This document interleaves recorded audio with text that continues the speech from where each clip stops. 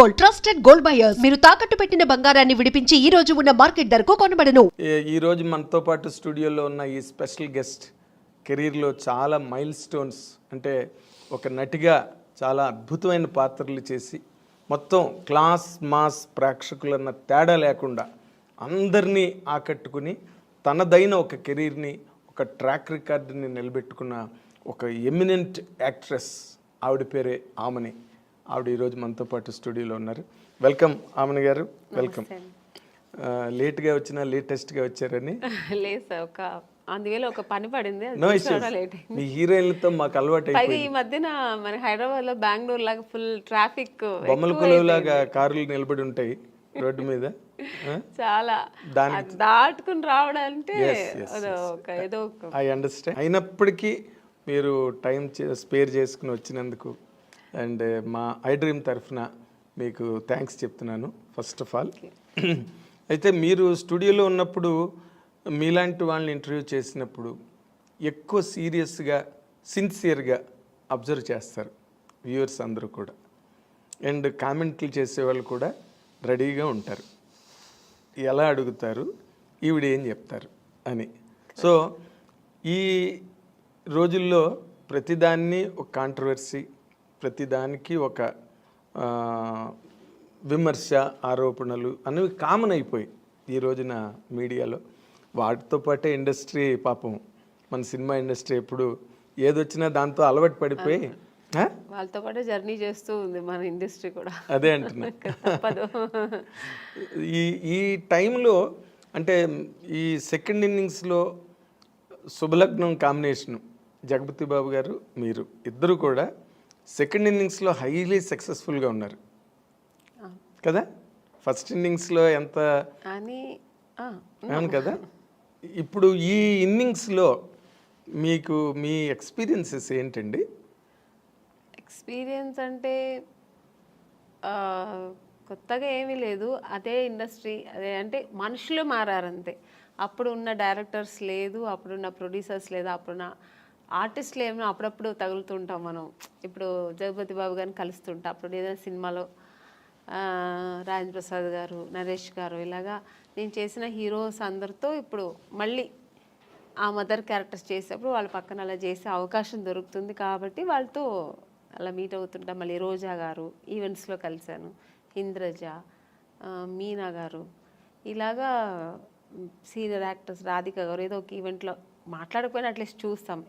ఇలా ఉంది తప్ప మిగతా ఏమి ఎక్స్పీరియన్స్ ఏముందంటే అప్పట్లో ఉన్న ఎక్స్పీరియన్స్ కాదు, ఇప్పుడు ఉన్న ఎక్స్పీరియన్స్ కాదు. ఇది కొత్తగా నేర్చుకోవాల్సిందని చాలా ఉంది ఇప్పుడు ఉన్న ఇండస్ట్రీలో. ఏంటి కొత్తగా అంటే అప్పట్లో మేము యాక్టింగ్ అనేది యాక్ట్ చేసి చూపించాలి. కొందరు డైరెక్టర్స్ న్యాచురల్ యాక్టింగ్, కొందరు డైరెక్టర్స్ కమర్షియల్గా నువ్వేం చేస్తావు అది అలా ఉండేది. ఇప్పుడు డైరెక్టర్స్ ఏంటంటే యాక్టింగ్ చేయదంటున్నారు, చాలా న్యాచురల్గా. అంటే ఇట్స్ గుడ్, బాగుంది. ఎందుకంటే ఓవర్ యాక్ట్ చేసి చేతులు ఇలా ఇలా అనేసి ఓవర్ డైలాగ్స్, పెద్ద పెద్ద డైలాగ్స్ అంతా లేదు ఇప్పుడు. చాలా స్వీట్ అండ్ షార్ట్ అండ్ స్వీట్గా చిన్న డైలాగు దాన్ని చక్కగా మన ఫేస్లో ఎక్స్ప్రెషన్స్తో చెప్పాలి ఇప్పుడు. అది నాకు కొత్త ఎక్స్పీరియన్స్. అంటే అప్పట్లో నేను ఒక బాపు గారు, కె విశ్వనాథ్ గారు సినిమాలో అలా ఎప్పుడో మనకు పండగ పబ్బాలు వచ్చినప్పుడు ఎలా మనకు కొత్త రకంగా ఉంటుందో అలాగా నాకు వాళ్ళ సినిమాలు చేసినప్పుడు మనకు అనిపిస్తుంది. రెగ్యులర్గా సినిమాలు వేరు. అవును, ఇప్పుడు మన బాబు గారు సినిమా చేసినప్పుడు ఒక స్పెషల్ ఉంటుంది, కె విశ్వనాథ్ గారు ఒక స్పెషల్ ఉంటుంది, కె రాఘవేంద్ర గారు, దాసరి నారాయణరావు గారు సినిమాలు ఇలా ఒక్కొక్కరు ఒక్కొక్క టేస్ట్ ఉంటుంది, ఒక్కొక్క స్కూల్ ఉంటుంది వాళ్ళకి. సో అవి నేర్చుకుంటుంటాం. ఇప్పుడు అలా కదా, ఆల్ డైరెక్టర్స్ ఇలా ఒకేలాగా ఇలాగే లేదు మేడం, ఇలాగే ఉండాలి. యాంగిల్స్ కూడా వాళ్ళు చూసారండి, ఇప్పుడున్న డైరెక్టర్స్ అందరూ ఒకేలాగే ఈ యాంగిల్స్ పెట్టడం, లాంగ్ షాట్ తీయడం, మళ్ళీ క్లోజప్ తీయడం, మళ్ళీ సేమ్ డైలాగ్ని సజెషన్ చేయడం. సో అది వాళ్ళు ఇప్పుడు అలా తీస్తారేమో మాకు తెలియదు. అంటే నాకు డైరెక్షన్ గురించి అవగాహన లేదు, నాకు నాలెడ్జ్ లేదు, బట్ తెలుస్తుంది నాకు ఓ రకంగా ఎక్స్పీరియన్స్. అందరూ ఒకే రకంగా ఇప్పుడు చేస్తుంటారు. మనకు అప్పట్లో వేరు, ఇప్పట్లో వేరు. చేసే ఆ డైరెక్షన్ కానీ మేకింగ్ కానీ కెమెరా మేకింగ్ కానీ ఇవన్నీ మనకు ఆ లైటింగ్స్ కానీ ఇవన్నీ కొత్తగా ఉన్నాయి. సో ఇప్పుడు దీనికి అలవాటు పడిపోయాం. అంతేనా? అంతే. కాదు అంటే మామూలుగా అప్పటికి అదేలాగా మానిటర్ మాకు అప్పుడు లేదు. పర్ఫెక్షన్ మనం ముందే చేసుకోవాలి. అన్నీ ఆల్రెడీ మనం అన్నీ చేసుకుని టేక్ అన్నప్పుడు ఒక్క టేక్ ఎప్పుడైనా చాలా కష్టం, పెద్ద డైలాగ్స్ ఏదైనా కొంచెం ఎక్స్ప్రెషన్స్ కష్టం ఉన్నప్పుడు సెకండ్ టూ టేక్స్ అలా తీసుకున్నాం. చాలా రేరు ఆర్టిస్టులు అందరూ ఒక 4-5 టేక్స్ తీసుకోవడం అంటేనే మాకు నర్వస్ అయిపోతుంటుంది. రెండో టేక్ అనేప్పటికి అమ్మో బాబాయ్ ఏంటి రెండో టేక్ తీసుకున్నాం అండి. ఇప్పుడు అలా కాదు, అసలు వాళ్ళు రిహర్సల్ చూడట్లేదు. సరే రెడీ మేడం ఇచ్చారా ఓకే డైలాగ్ చూసుకున్నా ఆ టేక్ వెళ్ళిపోదాం మేడం అంటున్నా. అంటే మేము ముందు ప్రిపేర్ అయ్యి మేము అయిపోవాలి, లేదంటే ఏం తీస్తున్నారో మనకు తెలియదు. ఒకసారి చూసుకోవడం కానీ మన ప్లేసెస్ ఎక్కడుంటాయి, మా యాంగిల్స్ ఎలా వస్తాయి, లైటింగ్ ఎలా పడుతుంది, ఇవన్నీ ఏమి ఇప్పుడు చూసుకోవట్లేదు. అంటే వాళ్ళకు కాన్ఫిడెంట్ బాగా వస్తుంది అని. సో మనం ఆర్టిస్ట్ అలా ఉండలేము. ముందే మనం వాళ్ళు ఏం చేస్తారో మనం తెలుసుకొని దానికి తగినట్టుగా ఇప్పుడు రిహార్సల్స్ గట్ట ఉండేవి అప్పుడు రిహార్సల్ ఎక్కువ ఉండేది, టేక్ తక్కువ ఉండేది. ఇప్పుడు టేక్లు ఎక్కువైపోయింది, రిహార్సలే ఉండట్లేదు. ఇప్పుడు టేక్ అంటే బాగా రాలేదు ఇంకో వన్ మోర్ ఎందుకంటే డిజిటల్ కదా, వాళ్ళకి ప్రాబ్లం లేదు, ప్రాబ్లం లేదు కదా, ఆ టెన్షన్స్ వాళ్ళకి లేదు. బట్ మాకేమనిపిస్తుంది ఒక టేక్ రెండో టేక్ అప్పట్లో ఉన్న ఆర్టిస్టులు అందరికీను ఒకసారి అన్నీ పక్కా చూసుకొని ఒకే టేక్ చేసేయచ్చు కదా, మళ్ళీ ఎందుకు చేస్తారు? ఇప్పుడు ఒక ఎమోషనల్ అని మళ్ళీ చేస్తే రాదండి. అవును, పక్కా చూసుకుని ఒకసారి చేస్తేనే ఆ డెప్త్ ఒక్కసారే బాగుంటుంది, మళ్ళీ చేస్తే బాగుండదు. అది ఇప్పుడు వాళ్ళకి చెప్పి అర్థం చేయించాలా లేదో తెలియదు, కానీ కొంతమంది చెప్పేస్తారు. నేనైతే చెప్పను, వాళ్ళు చెప్తే మళ్ళీ ఇంకా చేయాల్సిందే. సో అలాగా ఈ డిఫరెన్సెస్ తప్ప నార్మల్గా అయితే బాగుంది ఇండస్ట్రీ, చాలా బాగుంది. అప్పటికంటే ఇప్పుడు బాగా ఆర్టిస్టులకి రెమ్యునేషన్ కానీ వాళ్ళకి అన్నీ ఏమంటారు, అప్పుడు క్యారవాన్ ఉండేది కాదు, రెడీ అనే మార్నింగ్ 7 o'clock అంటే ఇంకెవరు పిలవాల్సిన అవసరం లేదు, మేము అందరూ ఆన్ ది స్పాట్లో ఉండాల్సిందే. ఇప్పుడు అలా కాదు, పిలిస్తేనే వస్తున్నారు ఆర్టిస్టులు, క్యారవాన్లో కూర్చుంటున్నారు, పిలవని వెళ్దాం ఎందుకు, ఇప్పుడు ముందే వెళ్ళి అక్కడ వెళ్ళి స్పాట్లో కూర్చోం. ఇప్పుడు అలా అయింది ఇండస్ట్రీ. ఆ స్టైల్ అని కాదు, అంతే, అది ఇప్పుడు ఉన్న జనరేషన్ ట్రెండ్. ఎవరికి పర్వాలేదు, ఆర్టిస్ట్ పిలిస్తే వస్తారు, ఎందుకు వాళ్ళే చెప్తారు. కూర్చొని ఉంటే మేడం మీరు వెళ్ళి క్యారవాన్లో కూర్చోండి మేడం మేము పిలుస్తామంటారు, వాళ్ళే అంటారు. అలాంటప్పుడు మనం ఏమి చేయలేము. మీకు ఒక రకంగా అది కంఫర్ట్ కదా, కంఫర్ట్, చాలా కంఫర్ట్. ఇప్పుడు అంటే నాకు ఎలా అంటే కంఫర్ట్ అంటే ఇప్పుడు మనం చేస్తుంటే ఇంకో ఆర్టిస్ట్ చేస్తుంటే వాళ్ళు ఎలా చేస్తారో మేము అప్పుడు అబ్జర్వ్ చేసేవాళ్ళం. ఇప్పుడు మనది అయిపోయింది వెళ్ళి కూర్చుంటే ఇక్కడ ఏం జరుగుతుంది, నెక్స్ట్ సీన్ ఏమవుతుంది, ఇవన్నీ మనకు తెలియట్లేదు. అప్పట్లో అలా కాదు, మేము అందరూ స్పాట్లో ఉంటే అప్పట్లో ఇప్పుడు శారద గారు ఉన్నారు, చేస్తుంటే ఆవిడ ఎక్స్ప్రెషన్స్ చూసేవాళ్ళం మేము. సో ఎక్స్పీరియన్స్ అయ్యేది. కాసేపు కూర్చొని మాట్లాడితే వాళ్ళ ఎక్స్పీరియన్స్ మనతో చెప్పుకునేవాళ్ళు. నాగేశ్వరరావు గారితో అంతా కూర్చుంటే అసలు ఆ స్పాట్ నుంచి లేచి వెళ్ళేవాళ్ళం కాదు, వాళ్ళ ఎక్స్పీరియన్స్ అంతా చెప్పేవాళ్ళు అనమాట. సో అది మాకు చాలా నేర్చుకోవడానికి మనకు ఆ టైమింగ్స్ బాగుండేది. అది ఒక స్కూల్ లాగా ఉండేది, ఒక ఫ్యామిలీ లాగా ఉండేవాళ్ళు. సో అవంతా ఇప్పుడు లేదు, దాని గురించి ఎవరు టెన్షన్ కూడా అవ్వట్లేదు, పెద్ద సీరియస్గా వచ్చాం మా పని మనం చేసుకుని వెళ్ళిపోతుంటాం అన్నట్టు. సో ఇప్పుడు మేము కూడా దానికి అలవాటు కొంచెం కాదు, మామూలుగానే అలవాటు అయిపోయింది. విచిత్రంగా అనిపిస్తుంది కదా. ఎప్పుడైనా మన సీనియర్ ఆర్టిస్టులు అంతా దొరికినప్పుడు కూర్చొని మాకు అలవాటు కాబట్టి అలా మాట్లాడతాం. ఇంకా కొత్త వాళ్ళతో మనకు పని ఉండదు, వాళ్ళు అలాగే ఉంటారు రిజర్వ్డ్గా. ఇంకా వాళ్ళ పనులు వస్తే మనం ఆ పనులు అంటే వాళ్ళ జనరేషన్ వాళ్ళతో కలిసిమెలిసి బాగుంటారు. ఇంకా మనం దాన్ని ఫీల్ అవ్వకూడదు, ఏమీ లేదు. సరే అంతే. ఇంకా ఇప్పుడు ఇంకోటి వచ్చింది సార్, ఫోన్స్. ఎవరు లేకపోతే ఫోన్లో కూర్చుంటారు, ఇంకా అదే వాళ్ళ ఫ్రెండ్ వాళ్ళ మమ్మీ డాడీ అన్నీ అదే, ఇంకా షార్ట్ అయిపోతే ఇంక ఫోన్లో కూర్చుంటారు. మనం ఏం జరుగుతున్నదో ఏం తెలియదు. అక్కడ షార్ట్ అయిపోయి ఇంకా వాళ్ళు ఎలా చేస్తున్నారు అవన్నీ ఫోన్లో కూర్చుంటారు. ఇప్పుడు ఇలా అయిపోయింది అంటే ఎవరిని ఇక్కడ తప్పు చెప్పడానికి లేదు, ఆ అట్మాస్ఫియర్ అలా, ఎన్విరాన్మెంట్ అలా అయిపోయింది మనకు. దానికి తగినట్టుగా మనం కూడా వెళ్ళిపోతున్నాం. Very nice. అయితే ఇప్పుడు నార్మల్గా ఈ ఫస్ట్ ఇన్నింగ్స్లో హైలీ సక్సెస్ఫుల్గా ఉన్నవాళ్ళు ఈ రోజున సెకండ్ ఇన్నింగ్స్లోకి వచ్చేసరికి అంటే మీరు చెప్పిన ట్రెండ్లు ఫాలో అవుతూనే బట్ వాళ్ళు మంచి పొజిషన్స్లో ఉన్నారు సినిమా ఇండస్ట్రీలో. ఎందుకంటే ఈ యంగర్ జనరేషన్స్ రావడం, వాళ్ళకి మీలాంటి మంచి టాలెంటెడ్ ఆర్టిస్టులు అవసరం కావడం మేజర్ క్యారెక్టర్స్కి, అలాంటి దాంట్లో మీరు ఏమైనా డిమాండ్లో ఉన్నారా? మిగతా ఆర్టిస్ట్ గురించి నాకు తెలియదు. నేనైతే ఏమీ డిమాండ్స్ లేదండి. ఎప్పుడు ఆమని అంటే నో డిమాండ్, ఎప్పుడు అంతే. హీరోయిన్గా ఉన్నప్పుడు అంతే, ఇప్పుడు అంతే. క్యారెక్టర్ వింటాను, నచ్చితే ఓకే బాగుంది చేస్తాను. అలాగే నా డిమాండ్స్ ఏమి లేదు. నా గురించి తెలుసు ఇండస్ట్రీలో. వాళ్ళు నేను అడగకముందే ఒక సీనియర్ ఆర్టిస్ట్ అని ఒక ఆ రెస్పెక్ట్ అందరికీ ఉంది ఇప్పటికీ. ఆ రెస్పెక్ట్ నాకు ఇస్తారు. డిమాండ్స్ నేను చేయాల్సిన అవసరం లేదు, వాళ్ళే నాకు మీ డిమాండ్ వాళ్ళే దృష్టిలో పెట్టుకొని నాకు చేయాల్సింది, నాకు ఇవ్వాల్సింది ఏం చేయాలో నా ఒక స్పాట్కి వస్తే మాకు ఆర్టిస్ట్కి ఏం చేయాలి, వాళ్ళకి వాళ్ళకి ఎలా అనుకూలం చేసి ఇవ్వాలి, వాళ్ళకి అన్ని కంఫర్ట్స్ ఇవ్వాలి అని ఇస్తున్నారు. సో అందుకని అది టెన్షన్ లేదు మాకు. అంటే దాని గురించి ఆలోచించాల్సిన అవసరం లేదు, డిమాండ్ చేయాల్సిన అవసరం కూడా లేదు. ఎందుకంటే వాళ్ళకి తెలుసు. సో వీళ్ళు ఇంత జర్నీ చేసి వచ్చారు, ఇంత పెద్ద ఆర్టిస్ట్ అని నేననే కాదు, ఇప్పుడు పెద్ద పెద్ద ఆర్టిస్ట్ ఎవరైనా సీనియర్ ఆర్టిస్ట్ వాళ్ళందరికీ ఇప్పుడున్న వాళ్ళు ప్రొడ్యూసర్స్ కానీ డైరెక్టర్స్ కానీ ఈవెన్ టెక్నీషియన్స్ కానీ అందరూ ఆ రెస్పెక్ట్ ఇస్తున్నారు, కంఫర్ట్స్ ఇస్తున్నారు. అది మనం లేదని చెప్తే బాగుండదు. అవును, కరెక్ట్ కరెక్ట్. అయితే మీరు సెకండ్ ఇన్నింగ్స్ స్టార్ట్ చేసే ముందు ఫస్ట్ ఇన్నింగ్స్ ఒక సూపర్ స్టార్ హీరోయిన్గా మీరు కెరీర్కి ఫుల్ స్టాప్ పెట్టి మళ్ళీ సెకండ్ ఇన్నింగ్స్ టేక్ ఆఫ్ అయ్యే మధ్య గ్యాప్ ఉంది కదా, దాన్ని అసలు మీరు ఎట్లా హ్యాండిల్ చేశారండి? ఒకప్పుడు అంత బిజీగా ఉండి 2 షిఫ్ట్లు 3 షిఫ్ట్లు చేసి ఆమెని డేట్లు కూడా దొరకట్లేదు అన్న మాటలు నేను ప్రత్యక్షంగా విన్నవాడిని. అలాంటి ఒక కెరీర్ని ఒక్కసారి పవర్ బ్రేక్ కొట్టి మళ్ళీ సెకండ్ ఇన్నింగ్స్ మధ్యలో గ్యాప్ ఉంది కదా, ఈ గ్యాప్ని మీరు అసలు ఎట్లాగా ఎంజాయ్ చేశారు, ఎట్లా హ్యాండిల్ చేశారు? మోర్ ఇంపార్టెంట్లీ నిజంగా చాలా కష్టమైంది నాకు. 1 year అసలు పిచ్చి పట్టేది నాకు.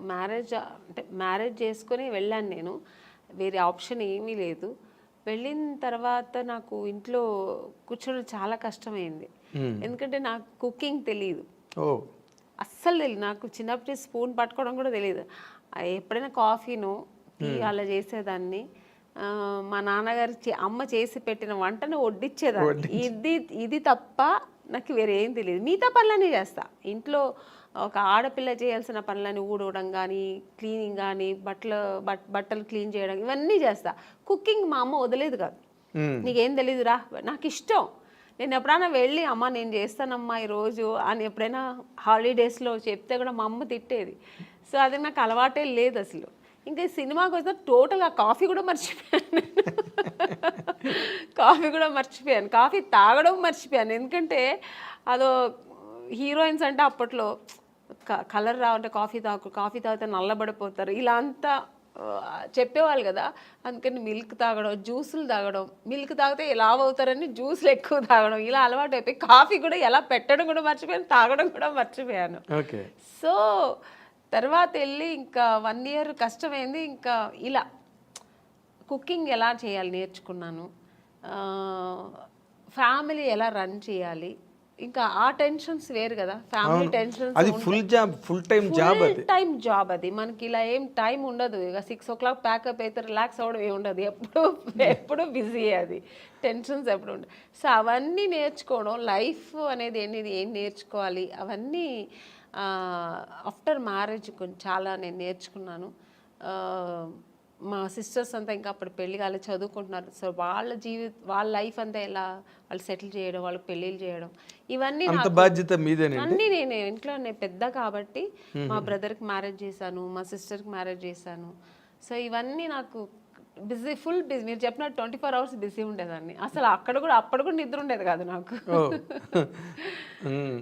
మా మా సిస్టర్స్ చదవలేదంటే మార్నింగ్ 4 o'clock లేపి చదువు కూర్చొని అని, నేను ఒక టీచర్ లా కూర్చొని, నాకు నేను చెప్పివ్వను కాదు, నేను కూర్చుంటా నువ్వు చదువు అనేదాన్ని. సో ఇలా బిజీ అయ్యాను కాబట్టి నాకు అందులో ఒక 1 year కష్టమైంది, తర్వాత అలవాటు అయిపోయింది. ఆ లైఫ్ అలవాటు అయిపోయింది. తర్వాత బాగుంది కూడా లైఫ్ అనుకున్నాను. ఇది కూడా ఒక అంటే ఎక్కడికి వెళ్ళక్కర్లేదు, ఇంట్లోనే. సో హ్యాపీగా ఎక్కడ నాకు మామూలుగా బయట వెళ్ళడం అంత పెద్ద ఇంట్రెస్ట్ లేదండి. పార్టీలు, పబ్బులు అని వెళ్తారు కదా, నాకు అది లేదు. నాకు ఇంట్లో ఉంటే ఫ్యామిలీ చూసుకోవడం, ఎలాగో ఒక 3-4 hours దేవుడు ఇంట్లోనే గడిపేస్తా. నాకు పూజలు అవన్నీ చాలా ఇష్టం, దేవుడు నమ్మకం ఎక్కువ. సో అక్కడ సగం నాకు టైం. రేపు దేవుడికి ఏ పువ్వులు కొనాలి, ఎంత పువ్వులు కొనాలి, ఎక్కడ కొనాలి, ఇలా ఉంటుంది నాకు. ఈ ఆలోచనలు ఎక్కువ. రేపు ఏంటి ఏకాదశ, రేపు ఏం పూజ చేద్దాం, రేపు ఫాస్టింగ్ ఉందామా, సో ఈ ఆలోచనలు ఉంటాయి. పిల్లలకి ఏం డ్రెస్ కొనాలి, మా సిస్టర్స్ అయినా కూడా వాళ్ళకి నేనే వెళ్ళి పర్చేస్ చేసేదాన్ని, షాపింగ్ చేసేదాన్ని. సో ఇలా బిజీ ఉండేదాన్ని. ఓకే. బట్ నేను చిన్న అంటే చాలామంది హీరోయిన్లతో ఈ ఇండస్ట్రీలో వాళ్ళ అనుభవాలన్నీ చూసాం కాబట్టి, ఇన్ జనరల్గా సినిమా కెరీర్లో ఉండే ఛాలెంజెస్ కానీ, లేకపోతే పర్సనల్ లైఫ్, ఫ్యామిలీ లైఫ్లో ఉండే ఛాలెంజెస్ కానీ, వాటిలో మేజర్ డిఫరెన్స్ ఏమైనా మీరు ఫీల్ అయ్యారా? అంటే కెరీర్లో కొన్ని ఛాలెంజెస్ ఉంటాయి, ఓకే, అలాగే ఫ్యామిలీ లైఫ్ వాటిని మెయింటైన్ చేయడం, బ్యాలెన్స్ చేసుకోవడం, ఆ ఎమోషన్స్ని మేనేజ్ చేసుకోవడం, ఇవన్నీ కూడా ఛాలెంజెస్సేగా. మోర్ ఇంపార్టెంట్లీ సినిమా హీరోయిన్లకే ఎక్కువ ఛాలెంజెస్ ఉంటాయి. ఎందుకంటే మీరు ఇందాక చెప్పినట్టుగా షూటింగ్లు అయిపోయిన తర్వాత మళ్ళీ ఇంటికి అడాప్ట్ అవ్వడానికి కొంత ఛాలెంజ్ అది. బట్ అదర్ దాన్ దట్ మీరు ఛాలెంజ్గా ఫేస్ చేసిన సిచ్యువేషన్స్ ఏమైనా ఉన్నాయండి అంటే ఫ్యామిలీ లైఫ్లో? చాలా ఉందండి. ఎందుకంటే నేను ఇంటికి మెయిన్ పెద్దమ్మాయి, నేనే ఫస్ట్. అన్ని రెస్పాన్సిబుల్ నాకు ముందు నుంచి అదే నాకుంది. ఎందుకంటే నేను సినిమా ఇండస్ట్రీకి వచ్చినాడు, మా బ్రదర్ చదువుతున్నాడు, మా సిస్టర్ చదువుతుంది, అందరూ చదువుతున్నారు కాబట్టి, సో వాళ్ళ ఎడ్యుకేషన్, వాళ్ళు మళ్ళీ పెళ్ళిళ్ళు, ఇవన్నీ నేను చేసేదాన్ని. అవన్నీ ఛాలెంజింగ్గా చేసేది. ఎందుకంటే నాకు అంత ఏజ్ లేదు. అంటే వాళ్ళు పెళ్ళిళ్ళు చేసేంత, ఇప్పుడు మామూలుగా పెళ్ళిళ్ళు అంటే ఏ ఏజ్లో చేస్తారు, పిల్లలు పెద్దవాళ్ళు అయ్యేప్పటికి ఒక 50 years 53 years అప్పుడు మనకు అలా ఉన్నప్పుడు చేస్తాం. కానీ నేనే ఇంకా పెళ్లి చేసుకుని అప్పుడే వెళ్ళాను. ఆ టైంలో వాళ్ళకి పెళ్ళిళ్ళు చేశానంటే మీదే కొత్త పెళ్లి కూతురు టైప్లో నేను నా లైఫ్ ఎంజాయ్ చేయలేదు, ఫుల్ వాళ్ళకి స్పెండ్ చేశాను. ఇంకా వాళ్ళకి వెళ్ళి పెళ్లి కూతురు చూడడం, పెళ్లి కొడుకు చూడడం, వాళ్ళకి బట్టలు కొనడం, వాళ్ళకి జ్యువెల్స్ కొనడం, ఇలాంటి మా సిస్టర్కి ఇలా ఉంటే బాగుంటుందేమో, అలా ఉంటే బాగుంటుందేమో, లైఫ్ ఇలా ఉంటే బాగుంటుందేమో అని, ఈ అమ్మాయి కాదు, ఈ అబ్బాయి కాదు, ఇలా ఓవర్ మెచ్యూర్డ్ ఆలోచనలు నాకు అప్పుడే వచ్చేసాయి. అవన్నీ ఛాలెంజింగే కదా నాకు, బట్ చేశాను. నాకైతే కొంచెం టెన్షన్స్ ఎక్కువ ఉండేది, కానీ చేశాను. సినిమా టెన్షన్స్ వేరు, ఈ టెన్షన్స్ వేరు. సో అక్కడ కూడా మనకు ఎక్కడ కొద్దిగా ఫైనాన్షియల్ ప్రాబ్లమ్ వస్తే మళ్ళీ అది టెన్షన్. ఇంత గ్రాండ్గా చేయాలి, ఎందుకంటే మా అమ్మాయి, మా సిస్టర్ పెళ్ళి కదా, మా బ్రదర్ పెళ్ళి కదా, గ్రాండ్గా చేయాలి. ఆమ్ని గారు చెల్లెలు అంటారు, ఆమ్ని గారు తమ్ముడు అంటారు అని. సో అది నా గురించి నేను ఎప్పుడు ఆలోచించాను. ఇలాగా మా ఇంట్లో మా అమ్మకి ఇంత మంచి పట్టు, ఏ ఊరు వెళ్తే షూటింగ్స్లో కూడా మా అమ్మకి ఈ ఊర్లో పట్టు చీర తీసుకెళ్దాం, ఈ ఊర్లో ఏంటి స్పెషల్, ఓకే జ్యువెల్స్, కేరళ వెళ్తే ఆ కేరళ బాగుంటుంది, ఈ కేరళ టెంపుల్ జ్యువెలరీ బాగుంటుంది అని ఇలా తీసుకెళ్ళేదాన్ని, సిస్టర్స్ కానీ అమ్మ కానీ. సో ఎప్పుడు నాకు ఫ్యామిలీ టెన్షన్ కాదు, అది నేను నేనే అది ఆక్యుపైడ్ అయ్యేదాన్ని, నేనే అది ఇంట్రెస్ట్ తీసుకొని చేసేదాన్ని, నాకు ఇష్టం కూడా. అంటే బేసిక్గా ఇప్పుడు సినిమా కెరీర్ అంటే మీకు బోల్డ్ పొగడ్తలు, అవార్డులు, షూటింగ్లు, చప్పట్లు, అసలు గ్రాండ్గా ఉంటుంది డే అంతా. ఏదైనా షూటింగ్కి వెళ్ళాలంటే ఏరోప్లేన్ ఎక్కి కార్లు వస్తాయి, వంది మాగదులు వస్తారు, ప్రొడక్షన్ మేనేజర్స్ వస్తారు, అక్కడ హీరోలు వెయిట్ చేస్తుంటారు, మేకప్ చేసుకుని సెట్లోకి రాగానే అసలు ఆ ఇన్విటేషన్స్, ఆ రిసెప్షను అన్నీ కూడా వేరే లెవెల్లో ఉంటాయి, నెక్స్ట్ లెవెల్లో. ఇవేవి ఇంటి దగ్గర ఉండవు. కరెక్ట్. పని మనిషి దగ్గర నుంచి అన్ని పనులు ఎంత పెద్ద హీరోయిన్ అయినా చూసుకోవాల్సిందే. అబ్సల్యూట్లీ కరెక్ట్ మీరు చెప్పడం. ఎందుకంటే మనకు సినిమా అని వచ్చినప్పుడు మాకు ఇలా టవల్ ఇలా గ్లాస్ ఇలా పెడుతుంటే పరిగెత్తుకొచ్చి అసిస్టెంట్ తీసుకుంటారు, మేడం మేడం మేడం ఇవ్వండి మేడం. చెప్పులు మన లేచిన చెప్పులు తీసుకొచ్చి పెడతారు. సో ఇలా అలవాటు మేము చేయకపోయినా వాళ్ళు అలవాటు చేసేస్తారు. ఒక ఆ రేంజ్ వచ్చిన తర్వాత ఆర్టిస్టులకి అది తనగా వచ్చేస్తుంది. ఆ మర్యాదలు, ఆ రెస్పెక్ట్ స్పాట్కి వచ్చిన. ఈవెన్ ఇప్పుడు కూడా నేను ఇప్పుడు ఒక ఆమెనిగా నేను క్యారెక్టర్ ఆర్టిస్ట్ అయినా కూడా బట్ మీకు లెగసీ ఉంది కదా, పెద్ద హీరోయిన్ ఏదో ఒక ఉంది. అసిస్టెంట్స్ కానీ హెయిర్ డ్రెస్సర్స్ కానీ వీళ్ళందరూ మాకు ఆ సేవలు చేస్తుంటారు. నాకు చాలా అంటే చేయించుకోవడం ఒకలా ఉన్నా కూడా తప్పదు, ఇక్కడ చేయాలి, చేయించుకోవాల్సి వస్తుంది. ఎందుకంటే నేను వెళ్ళి చేస్తే కూడా వాళ్ళు వదలరు. మేడం మేడం మీరెందుకు మేడం తీసుకొస్తారు, నా చేతికి ఇవ్వండి ఫోన్ అని ఆ ఫోన్ కూడా లాగేసుకుంటారు. ఆ ప్రైవసీ కూడా నాకు వదలరు. ఫోన్ నేను మాట్లాడాలమ్మా, నాకు కావాలన్నా కూడా పర్వాలేదు మేడం నేను పెట్టుకుంటాను, ఫోన్ వస్తే ఇస్తానంటారు. సో అలా ఉంటుంది. ఇంట్లో అలా లేదు, టోటల్ డిఫరెంట్. అన్ని పనులు మనమే చేయాలి. అంటే న్యాచురల్గా మామూలుగా ఇప్పుడు పని మనుషులు ఉంటారండి, కానీ వాళ్ళు 24 hours మాకు సర్వీస్ చేయరు.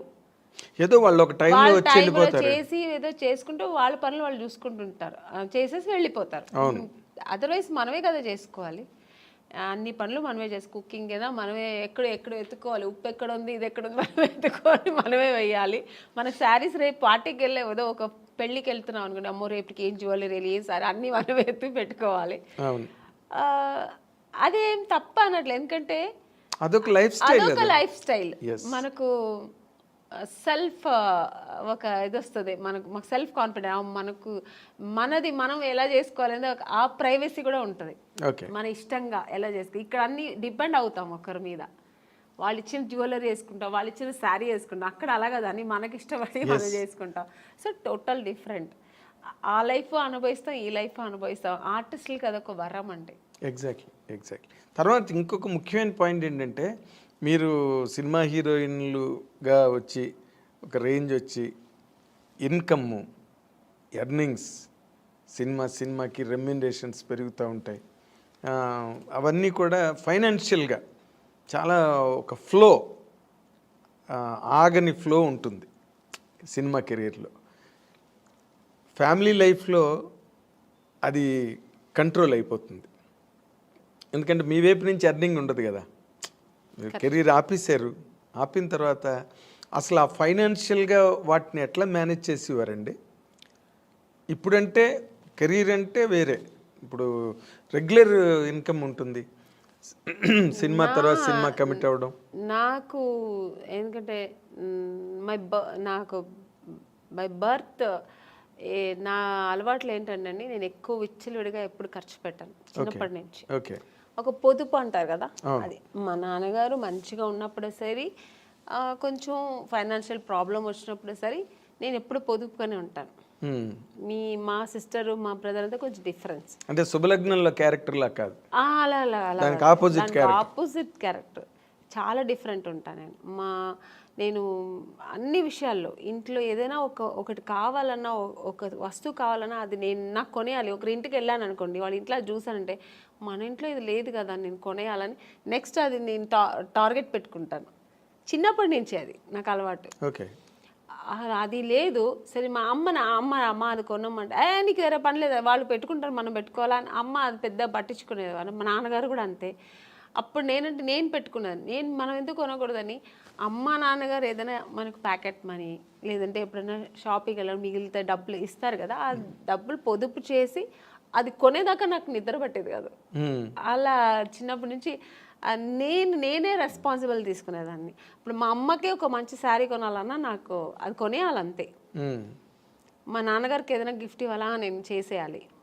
అలా ఒక చిన్నప్పటి నుంచి నేనే ఆ రెస్పాన్సిబుల్ ఎక్కువ తీసుకున్నాను. ఆ వాంటెడ్గా నేనే వాలంటరీగా నేనే వీళ్ళందరికీ చెయ్యాలి, నేనే పెట్టాలి. ఇల్లు క్లీన్గా ఉండాలి.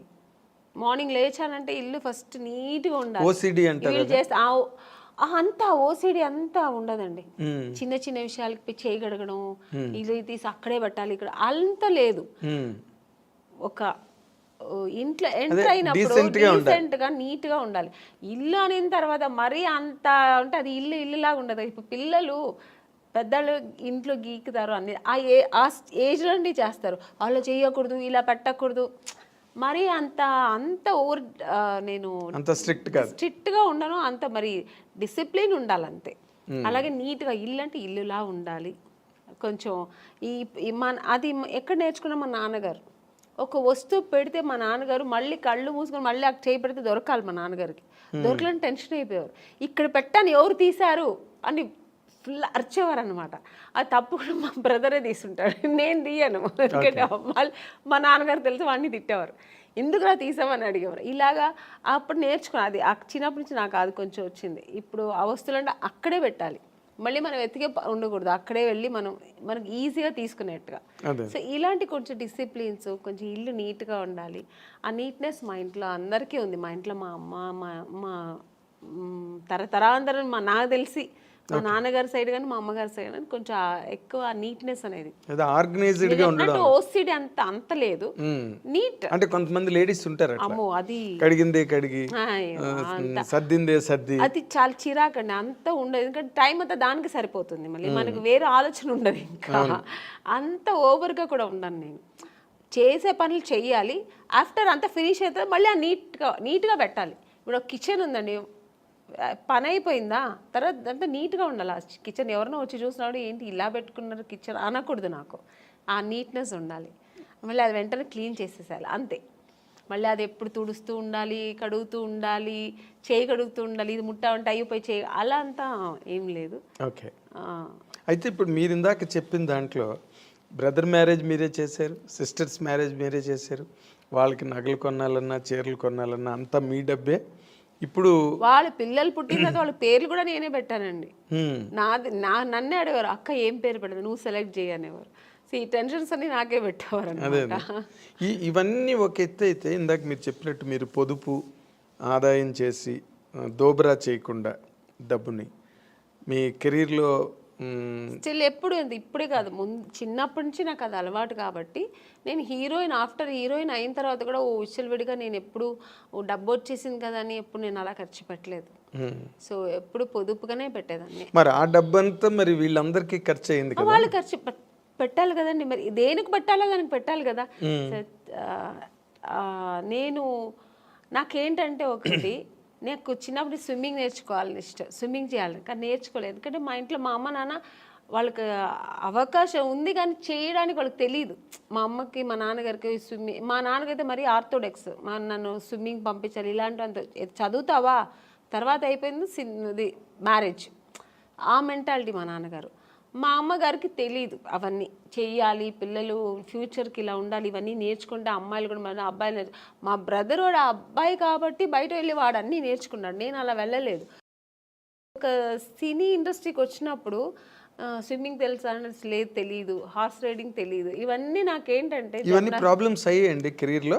అవునండి. ఇప్పుడు కొన్ని సినిమాలకి నేను ఇవన్నీ తమిళ సినిమాలో ఫేస్ చేసాం. వాళ్ళు ఫస్ట్ వెళ్ళిన, మీకు హార్స్ రైడింగ్ తెలుసా, ఈ సినిమాలో ఒక హార్స్ రైడింగ్ ఉంది మీకు తెలుసా అంటే తెలియదు సార్. ఓకే, దీనివల్ల సినిమాలు నాకు అవకాశం లేకుండా పోయిన ఎన్నో ఇవి సంఘటనలు కూడా జరిగింది నాకు. స్విమ్మింగ్, అయ్యో స్విమ్ సూట్ పోడను మేడం, స్విమ్ సూట్ వేసుకోవాలండి మేడం, కాదు స్విమ్ సూట్ వేసుకోవాలి అమ్మాయి, 2 పీసెస్ వేసుకోవాలి లేదా సింగిల్, ఇలా స్విమ్మింగ్ రాదా అంటే ఆ సినిమా లేదు, అయిపోయింది. అమ్మో స్విమ్మింగ్ నేర్చుకోనందుకు ఇలా అయిందా. పైగా ఇంకొక ఎక్స్పీరియన్స్ ఏంటంటే, కొన్ని విషయాలు కొంతమంది నాకు ఫ్రెండ్ సర్కిల్లో స్విమ్ తెలియకుండా నా ఫ్రెండ్ సర్కిల్ చాలామంది చనిపోయాడు. ఎక్కడో ఇప్పుడు వెళ్తారు ఒక టెంపుల్కు లేదంటే ఎక్కడో ఎక్స్కర్షన్ వెళ్ళినప్పుడు ఆ వాటర్లో పడి స్విమ్ తెలియకుండా చనిపోవడం, ఇవన్నీ నేను కొన్ని చూశాను అన్నమాట. అప్పుడు నాకు ఒక భయం వచ్చింది, మనం నేర్చుకుంటే బాగుంటుంది, ఇవన్నీ జనరల్గా ఇవన్నీ నేర్చుకుంటే మనకు మంచిది కదా అని. అప్పుడు నేను మా బ్రదర్ వాడే నేర్చుకున్నాడు, టాలెంట్. మా బ్రదర్, మీ పేరెంట్స్ ఆలోచన అది కాదు, ఆలోచన లేదు, చదువుకున్నంత కాలం చదువుకోవడం, తర్వాత మ్యారేజ్ చేసుకోవడం, అంతే. ఇందులో స్విమ్మింగ్లు కత్తి ఫైటింగ్లు గుర్రాలు వాళ్ళు ప్లానింగ్ లో లేదు. మా నాన్నగారికి లేడీస్ అంటే ఇలాగే ఉండాలి, అయిపోయిందా పెళ్ళి అయిపోయి సెటిల్ అయిపో, పిల్లలు కనుక్కొని ఒక ఫ్యామిలీ హోమ్లీగా ఉండాలి. మా అమ్మగారు అంతే, మా నాన్నగారు ఏం చెప్తే అదే మా అమ్మగారికి ఎక్స్ట్రా నాలెడ్జ్ ఏమి ఉండదు. ఓల్డ్ టైమర్స్ అలాగే ఉండే. అందుకని నాకేంటంటే నేను నేర్చుకోలేదు, మా సిస్టర్ మా బ్రదర్ అయితే వాడే అన్నీ, వాడు చెప్పాను కదా ఓవర్ టాలెంట్, వాడు వెళ్ళి వాడికి ఏదైనా నేర్చుకుంటే వాడే వెళ్ళి చేసేవాడు. వాడు మగపిల్ల వాళ్ళు ఏం అనేవారు కాదు మా ఇంట్లో, నేర్చుకుంటా ఓకే నన్ను వెళ్తావా వెళ్ళి నేర్చుకునేవారు. మా సిస్టర్కి నేను నేర్పించా, మా ఇద్దరు సిస్టర్ జిమ్నాస్టిక్స్. నాకేమేమి ఇష్టమో వాళ్ళ మీద చెయ్యండి అని చెప్పి నేను వాళ్ళని ఫోర్స్ చేసేదాన్ని. వాళ్ళు మార్నింగ్ పొద్దున్న మా స్విమ్మింగ్, మా అక్క పొద్దున్న 5 o'clock స్విమ్మింగ్ ఏందక్క నాకు తెలియ, వెళ్ళు నేను డబ్బులు కట్టేసాను వెళ్ళు స్విమ్మింగ్. ఈరోజు వాళ్ళకి అంత హ్యాపీ. అంటే మరి వాటి వల్ల వాళ్ళకి ఏమైనా ఉపయోగం జరిగిందండి? అవునండి, ఇప్పుడు ఒక స్విమ్మింగ్ తెలుసా అంటే సినిమా కెరీర్ లేదండి, సినిమా కోసం అన్న అవసరం. ఇప్పుడు స్విమ్మింగ్ సినిమాకనే కాదు కదండి, ఒక ప్లేస్కి వెళ్తాము అందరూ స్విమ్ చేస్తారంటే దాంట్లో మనం వెళ్ళి నాకు స్విమ్ తెలుసు అంటే ఎంత గర్వంగా ఉంటుంది కదా. అంటే సినిమా ఇష్టం కాబట్టి దాన్ని ఎక్కువ ఎంకరేజ్ చేశారు. జిమ్నాస్టిక్, మా సిస్టర్కి జిమ్నాస్టిక్, పియానో, మ్యూజిక్ అవగాహన ఉండాలి, ఇవన్నీ తెలియాలి, వాళ్ళకి జనరల్ నాలెడ్జ్ ఇవన్నీ తెలియాలి అని నేను అవన్నీ వాళ్ళకి నేర్పించి పంపించేదాన్ని. చదువు ఒక్కటే కాదు, ఇవి కూడా నేర్చుకోవాలి. బట్ టోటల్ గా ఫాదరు మదరు సిస్టర్ మీరే 3 పాత్రలు అభినయం సినిమాల్లో చేయలేదు. కానీ అనేది నన్ను పిచ్చి టార్చర్ పెట్టేదాన్ని కదా, నువ్వు నన్ను ఇది లేవు ఇది నేర్చుకో అది నేర్చుకోవాలి అని అంటుంటుంది ఇప్పుడు కూడా. అదే మీరు సినిమా కెరీర్ లో చెయ్యండి, ఫ్యామిలీ కెరీర్ లో చేశాను. త్రిబుల్ రోల్ అన్ని చేశాను. వాళ్ళందరూ అలాగే అప్పుడు వాళ్ళకి కష్టం అనిపించవచ్చు, కానీ ఇప్పుడు వాళ్ళు హ్యాపీగా ఫీల్ అవుతారు. అన్నీ మా ఒక తల్లి స్థానంలో నాకు అన్నీ చేసింది మా అక్క అని ఇప్పుడు వాళ్ళు ఫీల్ అవుతుంటారు. ఓకే, ఇప్పుడు ఈ సంతృప్తేనా వాళ్ళ వైపు నుంచి మీకు ఏమైనా అంటే మీరు నార్మల్గా ఎప్పుడైనా ఫైనాన్షియల్ క్రంచ్ వచ్చినప్పుడు కానీ లేకపోతే ఎప్పుడైనా అటువంటి ఇబ్బంది ఎప్పుడైనా మీకు కలిగినప్పుడు వాళ్ళు మీకు సపోర్ట్గా ఉన్నారండి ఆ టైంలో? సపోర్ట్ అంటే నాకు దేవుడు ఒక పరిస్థితి ఇవ్వలేదండి భగవంతుడు నాకు. బట్ అలాంటి పరిస్థితి చేస్తారండి, అలాంటి పిల్లలే వాళ్ళు, మా సిస్టర్స్ కానీ మా బ్రదర్ కానీ నాకు ఎప్పుడు బ్యాక్ ఉంటారు. నేను ఉన్నాను కదా నీకెందుకు, ఏమైనా అయితే నేను చూసుకుంటా అన్నట్టుగా మా బ్రదర్ కానీ మా బ్రదర్ ఇప్పుడు ఏముంటాను. ఎందుకంటే నాకు కొంచెం లేట్గా పిల్లలు అయ్యారు, చిన్న పిల్లలు ఇప్పుడు నాకు ఎప్పుడైనా హెల్త్ ఇష్యూస్ వస్తే కూడా నేను వాటితో షేర్ చేస్తుంటా. ఏందరో నాకు భయంగా ఉంది, ఇలాగా అలాగా ఫ్లైట్లో వెళ్తుంటే ఏదో సౌండ్స్ వస్తుంది నాకు భయం వస్తుంది అంటూ చాలు, ఏం భయపడవద్దు, నేను దేవుడి దగ్గర ప్రార్థన చేస్తాను, ప్రేయర్ చేస్తాను, నా ఆయుష్ కూడా నీకు ఇవ్వాలనుకుంటా. ఎందుకంటే వాడి పిల్లలు వాళ్ళు తొందరగా పెళ్ళైపోయి వాళ్ళ పిల్లలతో పెద్దవాళ్ళు అయిపోయి సెటిల్ అయిపోయారు. సో వాళ్ళందరినీ సెటిల్ చేసే తర్వాత అంటే మ్యారేజ్ చేసుకున్నా నాకు పిల్లలు లేట్గా అయ్యారు. సో అందుకని అంతా ఒక మంచి మనసు, మా బ్రదర్ కానీ మా సిస్టర్స్ కానీ వాళ్ళందరూ, మా సిస్టర్ నేనున్నాను కదక్క నువ్వు ఎందుకు బాధపడతావు, నేను చూసుకుంటాను నీ పిల్లల్ని అంటారు. So nice. అదే మీరు మీ పిల్లల్ని కూడా లాస్ట్ టైం ఎప్పుడు మనం అనుకున్నప్పుడు కూడా పిల్లలు ఎగ్జామ్స్ అవుతున్నాయండి అయిన తర్వాత నేను వస్తాను చెప్పాను, ఐ రిమెంబర్. అంటే అంత కనెక్టెడ్గా సినిమా కెరీర్లో ఉండడం కష్టం నార్మల్గా అయితే. బట్ నేను అనుకున్నప్పుడు అనమాట మీరు బాగా మంచి హోమ్ బర్డ్ మీరని. అవును, మొన్న ఎప్పుడు కూడా రోజా గారు దేనికి ఫోన్ చేశారు, అంటే ఏదో ఒక విషయాన్ని ఫోన్ చేసినప్పుడు ఏం చేస్తున్నా అమ్మని అంటే ఇప్పుడే స్కూల్కి వెళ్ళొచ్చాను పిల్లలు అంటే 100% హౌస్ వైఫ్ అనమాట. అవును, అంటే తను మంచి వీరవనిత కదా మన రోజా. అయ్యో అసలు అంత నా వల్ల అయితే కాదండి అలాగా, అంత డేర్ అండ్ డాష్. ఒక ఇండస్ట్రీలో ఒక ఎంత మంచి ఆర్టిస్ట్ అంత మంచి పొలిటీషియన్ కూడా తను. మంచి స్పీకర్ వావ్. అసలు దేనికి ఎవరికి భయపడదు, ఏది మాట్లాడాలనుకుంటుందో అది అంత డేరింగ్ అండ్ డాషింగ్ మాట్లాడుతుంది. సరే తర్వాత దాని మీద విమర్శలు ఎలా వస్తాయి ఏమొచ్చే తర్వాత విషయం, కానీ ముందు మాట్లాడాల్సి ఏమనుకుంటారో అది మాట్లాడేస్తారు, ప్రవాహంలో మాట్లాడేస్తుంది. అయితే మీ ఇందాక coming back to the point, ఇప్పుడు మీరు అంత ఫ్యామిలీ లైఫ్లో అంత ఆక్యుపైడ్గా మీరు అంత నిండా మునిగిపోయి అందులో మళ్ళీ అసలు ఈ సెకండ్ ఇన్నింగ్స్ అన్నది ఎందుకు స్టార్ట్ అయిందండి? అంటే for want of earnings earnings కాదండి, యాక్చువల్గా నాకు సినిమా ఇండస్ట్రీ చాలా ఇష్టపడి వచ్చాను. అవును, ఇంట్లో అందరితోని డిషం ఫైటింగ్ చేసి నేను అయితే హీరోయిన్ అయితే లేకపోతే చనిపోతానన్న ఆ లెవెల్కి వెళ్ళాను నేను అనమాట అప్పట్లోనే. సో కానీ అంత ప్రతిఘటన ఎందుకు వచ్చిందండి? నాకు ఏంటి హీరోయిన్ కాకపోతే నేను చనిపోతాను అన్నంత అంతే. ఫస్ట్ వచ్చి నేను అవ్వాలనేది ఫస్ట్ వచ్చి ఇష్టం అండి, ప్యాషన్. చిన్నప్పటి నుంచి నాకు ఊహ తెలిసినప్పటి నుంచి నేను సినిమాలో చేయాలి నేను ఒక ఆర్టిస్ట్ అవ్వాలి, హీరోయిన్ అవుతానా లేదా ఆర్టిస్ట్ అవ్వాలి. తర్వాత ఒక ఏజ్ వచ్చినప్పుడు నేను హీరోయిన్స్ అంతా రాధా గారు, శ్రీదేవి గారు, జయప్రద గారు, జయసుధ గారు వాళ్ళ సినిమాలను చూసేవాళ్ళు కదా, విజయశాంతి గారు ఫైట్, ఆ ప్రతిఘటన సినిమా అంతా చూసినప్పుడు నేను కూడా ఇలా చేయాలి, ఆ రోల్ మోడల్ వీళ్ళందరూ నాకు. సో ఇలా నేను చేయాలి, హీరోయిన్గానే చేయాలి, హీరోయిన్ అయితేనే ఇవన్నీ చేయగలుగుతాం. సో అక్కడి నుంచి అది స్టార్ట్ అయింది. ఇండస్ట్రీకి వచ్చి ట్రై చేసినప్పుడు ఫెయిల్యూర్ వెళ్ళినప్పుడు మనం ఏమనుకుంటాం, మేము అందంగా ఉన్నాము, మాకు అన్నీ తెలుసు, వెళ్ళిన వెంటనే రామ్మా నువ్వు ఈ సినిమాలో నువ్వే హీరోయిన్ అని రెడ్ కార్పెట్ వేసి వెంటనే ఇచ్చేస్తారా అని ఒక ఊహలో వస్తాం. నేనే కదా, అందరూ వచ్చేవాళ్ళు అలాగే వస్తారు. సో ఒక డ్రీమ్తో వచ్చినప్పుడు ఇక్కడ వచ్చిన తర్వాత ఇప్పుడు ఒక మౌంటైన్ ఉందండి, అది దూరం నుంచి చూస్తే అది చాలా అందంగా ఉంటుంది.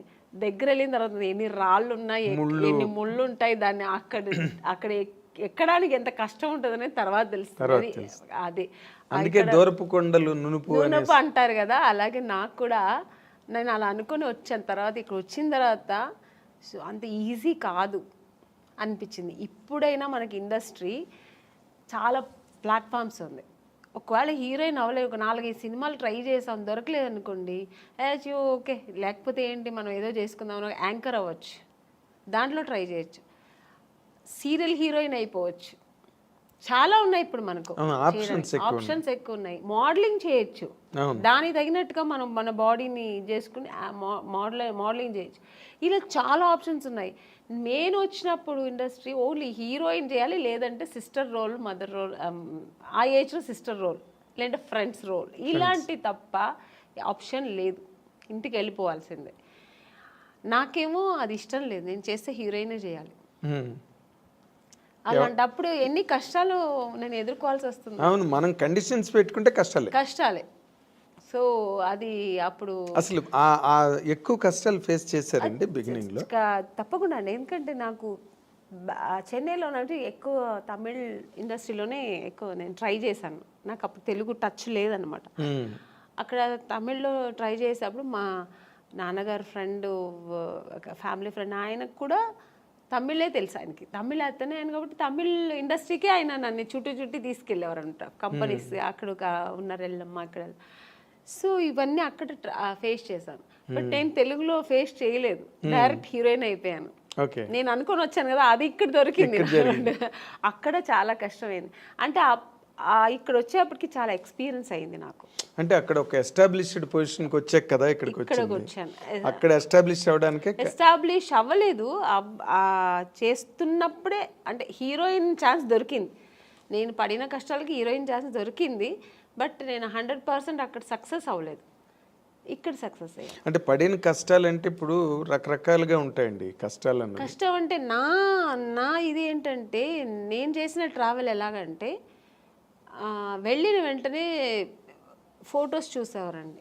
అప్పుడంతా ఎక్కువ ఫొటోస్, ఆల్బమ్స్, అవన్నీ ఫొటోస్ చూసి చాలా బాగుంది అమ్మాయిని వెంటనే రమ్మనని వాళ్ళు. వెళ్ళి చూసిన వెంటనే ఈ అమ్మాయి ఎక్కడో వాళ్ళ ఫేస్ ఎక్స్ప్రెషన్స్ మారిపోయేది.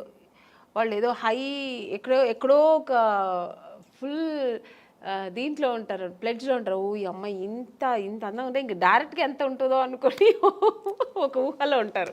నన్ను చూసినంటే మేము కొంచెం అంత నార్త్ ఇండియన్ కలర్స్ కాదు, హైట్ ఉన్నాం కానీ నార్త్ ఇండియన్ కలర్ కాదు. మెయిన్ ఆ కలర్ కాంప్లెక్షన్ కదండి ఫస్ట్ మీకు లుక్ ఏమిస్తుందంటే ఆ కలర్ కాంప్లెక్షన్ చూసిన వెంటనే బాగుంది అనేది అనిపించేది. అక్కడ నేను ఫెయిలియర్ అయ్యేదాన్ని చూసిన వెంటనే. కలర్ దెబ్బ కొట్టింది మిమ్మల్ని. ఇంకొకటి మీరు చెప్పినట్టు ఇప్పుడు ఆ స్పీకింగ్ మనం చూసిన కొంతమంది పడపడని మాట్లాడేస్తారు. నేను కొంచెం అలా మాట్లాడను, రిజర్వ్డ్గా ఉంటాను. నమస్తే కూర్చుంటా.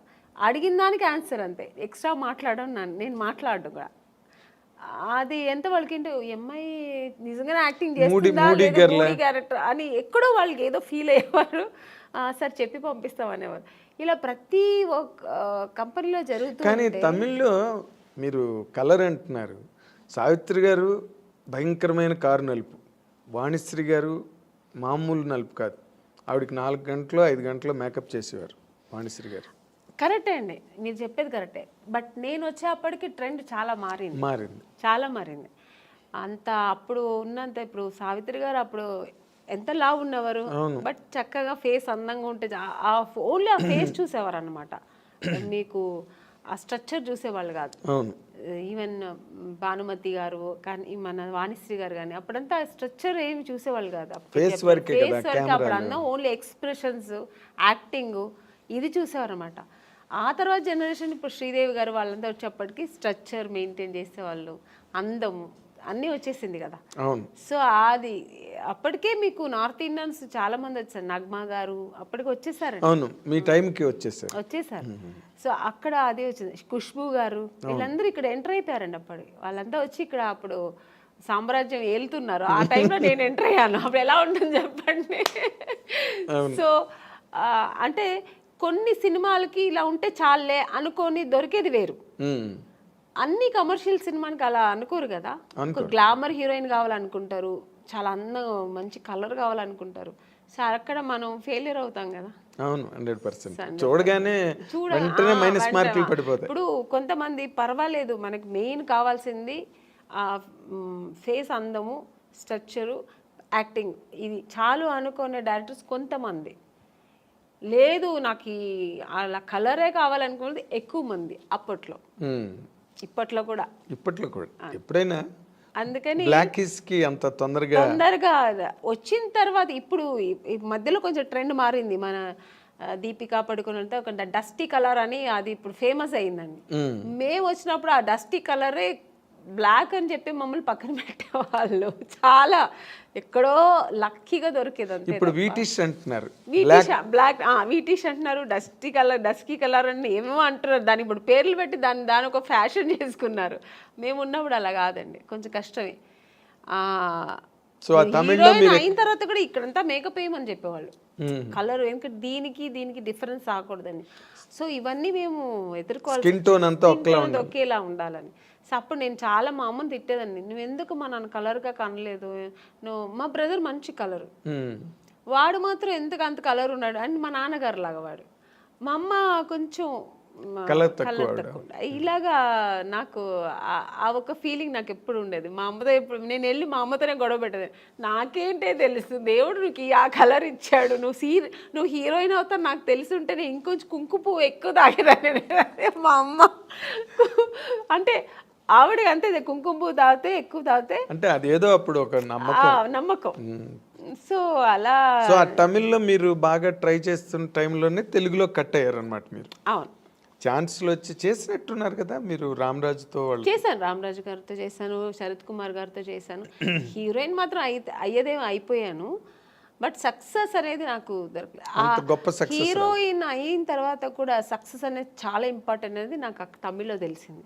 ఎందుకంటే 2 సినిమాలు ఆడలేదంటేనే ఐరన్ లెగ్ అని పక్కన పెట్టేస్తారు. అప్పుడు కాదు ఇప్పుడు అంతే కదా, ఎప్పుడైనా సెంటిమెంట్ ఎక్కువ చూస్తారు మన ఇండస్ట్రీలో.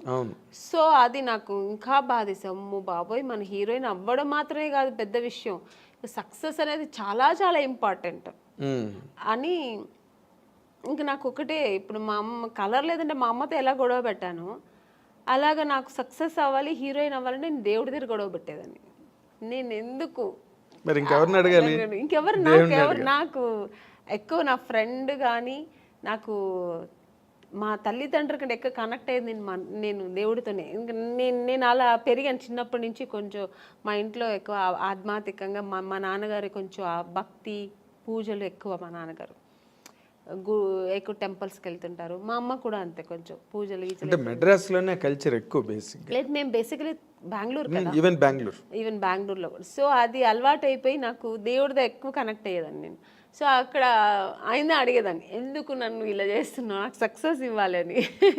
సినిమా షూటింగ్ వెళ్తున్నానంటే ఫస్ట్ దేవుడు ఈ సినిమా పెద్ద సక్సెస్ అవ్వాలి వేడుకుంటా. ఇప్పుడు కూడా అంతే, ఏ సినిమా నేను చిన్న క్యారెక్టర్ చేసినా దేవుడి దగ్గర అదే వేడుకుంటా. నేను చేసిన ప్రొడ్యూసర్స్ హ్యాపీగా ఉండాలంటే ఆ సినిమా సక్సెస్ అవ్వాలి, సో దాన్ని సక్సెస్ చేయాలని అయితేనే కదా మళ్ళీ. అవును కదా, ఆ ప్రొడ్యూసర్స్ బాగుంటాయి కదా, మనలాంటి వాళ్ళు అందరూ బాగుంటాం. 100%. అదే ఇందాక మీరు చెప్తున్న దాంట్లో అంటే తమిళ్లో మీరు చేస్తున్నప్పుడు ఏమైనా మీ మీద పాలిటిక్స్లు గట్రా ఏమైనా జరిగాయండి? అంటే లేదండి, అలాంటి వాతావరణం ఏమైనా ఉండేది అప్పుడు? నాకు అలాంటి వాతావరణం ఎక్కడా లేవు. వచ్చాయి ఇప్పుడు పెద్ద పెద్ద కంపెనీలు ఎక్కడ నాకు రాలేదు. ఎందుకంటే మీరు గరగట్టు గోపన్న సినిమాలో ఫస్ట్ బుక్ అయింది, అది వచ్చి అలా జరిగింది. తర్వాత దేవికి గారి అమ్మాయి కనక దానిలోకి వచ్చింది. యాక్చువల్గా కరకట్టకారంలో నా ఫొటోస్ వెళ్ళి ఫస్ట్ సెలెక్ట్ అయిపోయానండి. సెలెక్ట్ అయిపోయి ఇంకా షూటింగ్ ఇంకొక 15 days 10 days ఉందన్నప్పుడు అక్కడ ఒక చిన్న కాంట్రవర్సీ జరిగింది. అంటే నన్ను తీసుకెళ్ళి యాక్ట్రెస్ నళిని గారు అని ఉంటారు, అవును, రామరాజు గారు వాళ్ళ వైఫ్, వాళ్ళు సిస్టర్ హస్బెండ్ నన్ను తీసుకెళ్లారు. యాక్చువల్గా ఆయన ముందు నళిని గారికి మేనేజర్ అట. సో అది ఆయన ప్రొఫెషనల్ అనమాట. సో నన్ను తీసుకెళ్ళి చూపించి ఓకే అయింది, నా ఫొటోస్ ఓకే అయింది. తర్వాత ఆయన ఏమన్నారంటే 5 years అగ్రిమెంట్ వేసుకోవాలి, నేను మీరు హీరోయిన్ చేస్తారుగా అన్ని డేట్స్ నేనే చూస్తాను. ఓకే డేట్స్ ఫైన్, మీరు డేట్స్ చూసుకోండి అన్న, బట్ రెమ్యునేషన్ నాకు 50% మీకు 50% అన్నారు. అది నేనైతే ఓకే చెప్పాను. నాకు అప్పుడు అంత హీరోయిన్ అయిపోవాలి, పెద్ద హీరోయిన్ అయిపోవాలి. అక్కడ నాకు డబ్బు ప్రిఫరెన్స్ నేను ఎప్పుడు ఇవ్వను, నాకు తెలియదు కూడా అది. డబ్బు ఇలా చేయొచ్చు, డబ్బు కూడా చాలా ముఖ్యం అనేది ఇప్పుడు తెలుసు, నాకు అప్పుడు తెలియదు. మా అమ్మ వద్దనేసారు. మా నాన్నగారికి ఫోన్ చేసి చెప్పాను, నాన్నగారు కూడా అలా అంత వద్దమ్మా అన్నారు. మా అమ్మ అయితే వద్దు, అలా అంత అవసరం లేదు, డేట్స్ కావాలంటే మీరు చూడండి, పర్సంటేజ్ ఏదో ఉంటాయి కదా అలా తీసుకోండి అలా అన్నారు. సో టోటల్గా వాళ్ళతో మనం డిపెండ్ అయిపోతే కష్టం అని చెప్పి నా అమ్మ వద్దనేసారు. అమ్మ నేనన్నాను ఎందుకమ్మా అంటే, మళ్ళీ మనకు సినిమాలో ఆ సినిమా పోతుంది అన్నమాట. నువ్వు అవ్వాలంటే హీరోయిన్ ఎవరు మార్చలేరు, దేవుడు ఉన్నాడు, నువ్వేం భయపడకు, వద్దు అలాగంతా అనేస్తే నెక్స్ట్ జరిగింది అదే. ఆ సినిమా నాకు లేదు, నేను కరగాటకారు సినిమాలో లేదు, వాళ్ళు పిలవనే లేదు మళ్ళీ నన్ను. మరి ఇతను మేనేజర్ కదా, మేనేజ్ చేసి ఏం చేశారో తెలియదు. మొత్తానికి అక్కడ వాళ్ళు మళ్ళీ కనక అదే మన దేవిక గారికి డాటర్ వేశారు. సినిమా కూడా పెద్ద సక్సెస్, చాలా పెద్ద హిట్ అయింది. పైగా రామరాజ్కి అప్పుడు ఎంజీఆర్ కున్నంత ఇమేజ్ ఉండేది. ఆవిడ కూడా అమ్మాయి కూడా పెద్ద హీరోయిన్ అయింది. బట్ ఆ నెక్స్ట్ సినిమా మళ్ళీ నాకు దొరికింది ఆయనతోనే, అదే రామరాజు గారితోనే, సేమ్ గంగేమరన్ గారి డైరెక్షన్ లో ఆయన సెకండ్ సినిమానే నాకు దొరికింది. ఎట్లా అదేలా జరిగింది ఏమో తెలియదండి. మళ్ళీ ఎందుకంటే వీళ్ళు ఓన్లీ ఫొటోస్ చూపించారు. రవి గారు అని పెద్ద స్టిల్ ఫోటోగ్రాఫర్ అండి, రవి అని.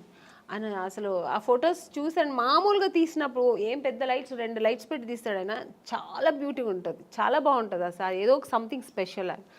మనకు తెలుగులో సెబాస్టియన్ బ్రదర్స్ ఉండేవాళ్ళు, సేమ్ అలాగా అక్కడ ఆయన తమిళ్లో ఆయన చేసిన స్టిల్స్ అక్కడ ఫస్ట్ ఓకే అయింది.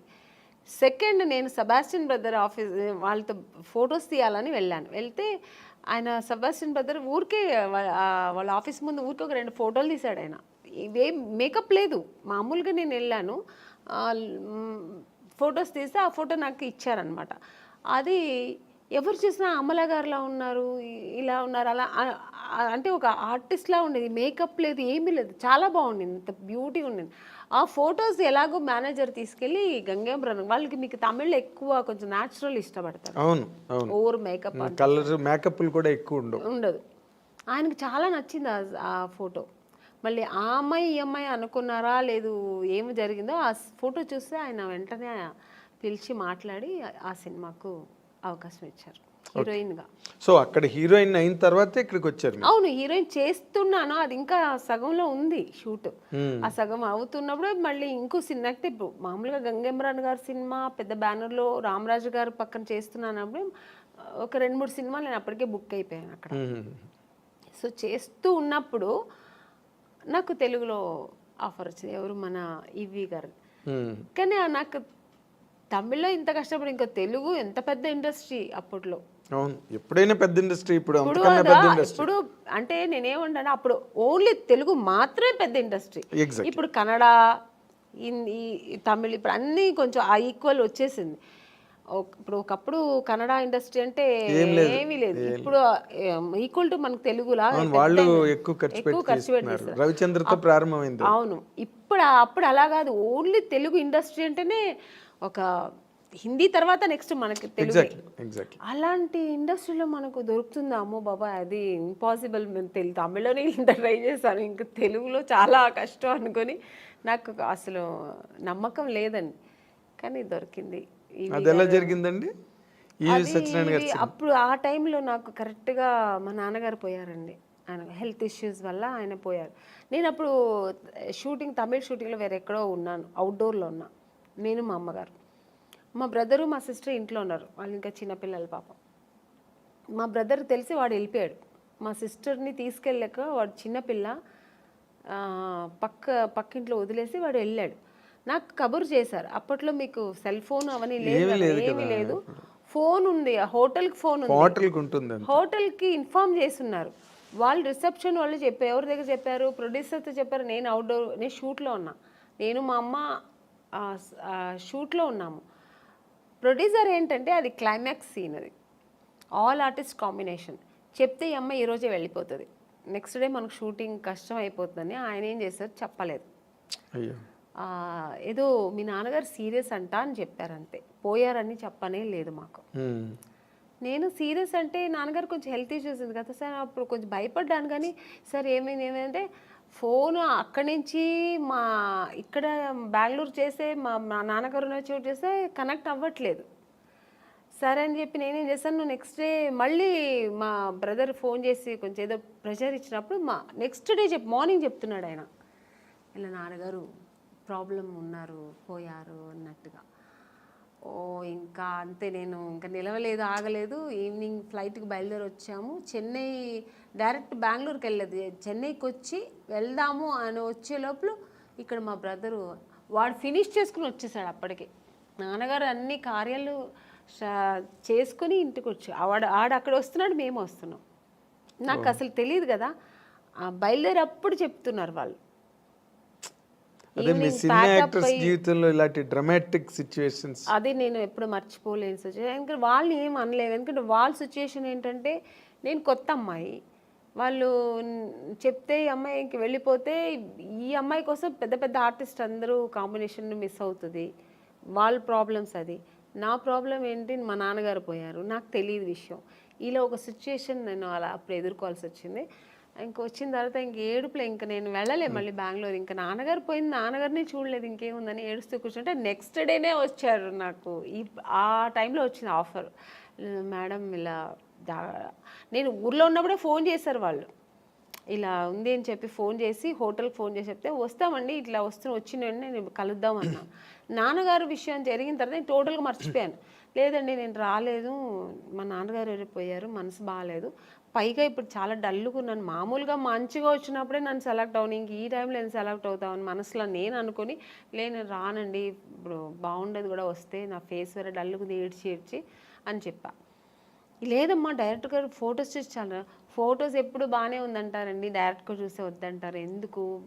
ఫస్ట్ మళ్ళీ తెలుగులో మంచి ఆఫర్, మళ్ళీ అక్కడ నుంచి ఫెయిల్యూర్ అయింది తెలుసా, నాకు ఇది జరిగేది ఇదే, ఎందుకు మళ్ళీ రావచ్చి వేస్ట్గా ట్రై చేయడం ఎందుకు? పైగా అంతకంటే మెయిన్ మా నాన్నగారు పోయారు. నాకు ఆ టైంలో అవేమి నాకు గుర్తు వెళ్ళాలి పోవాలని.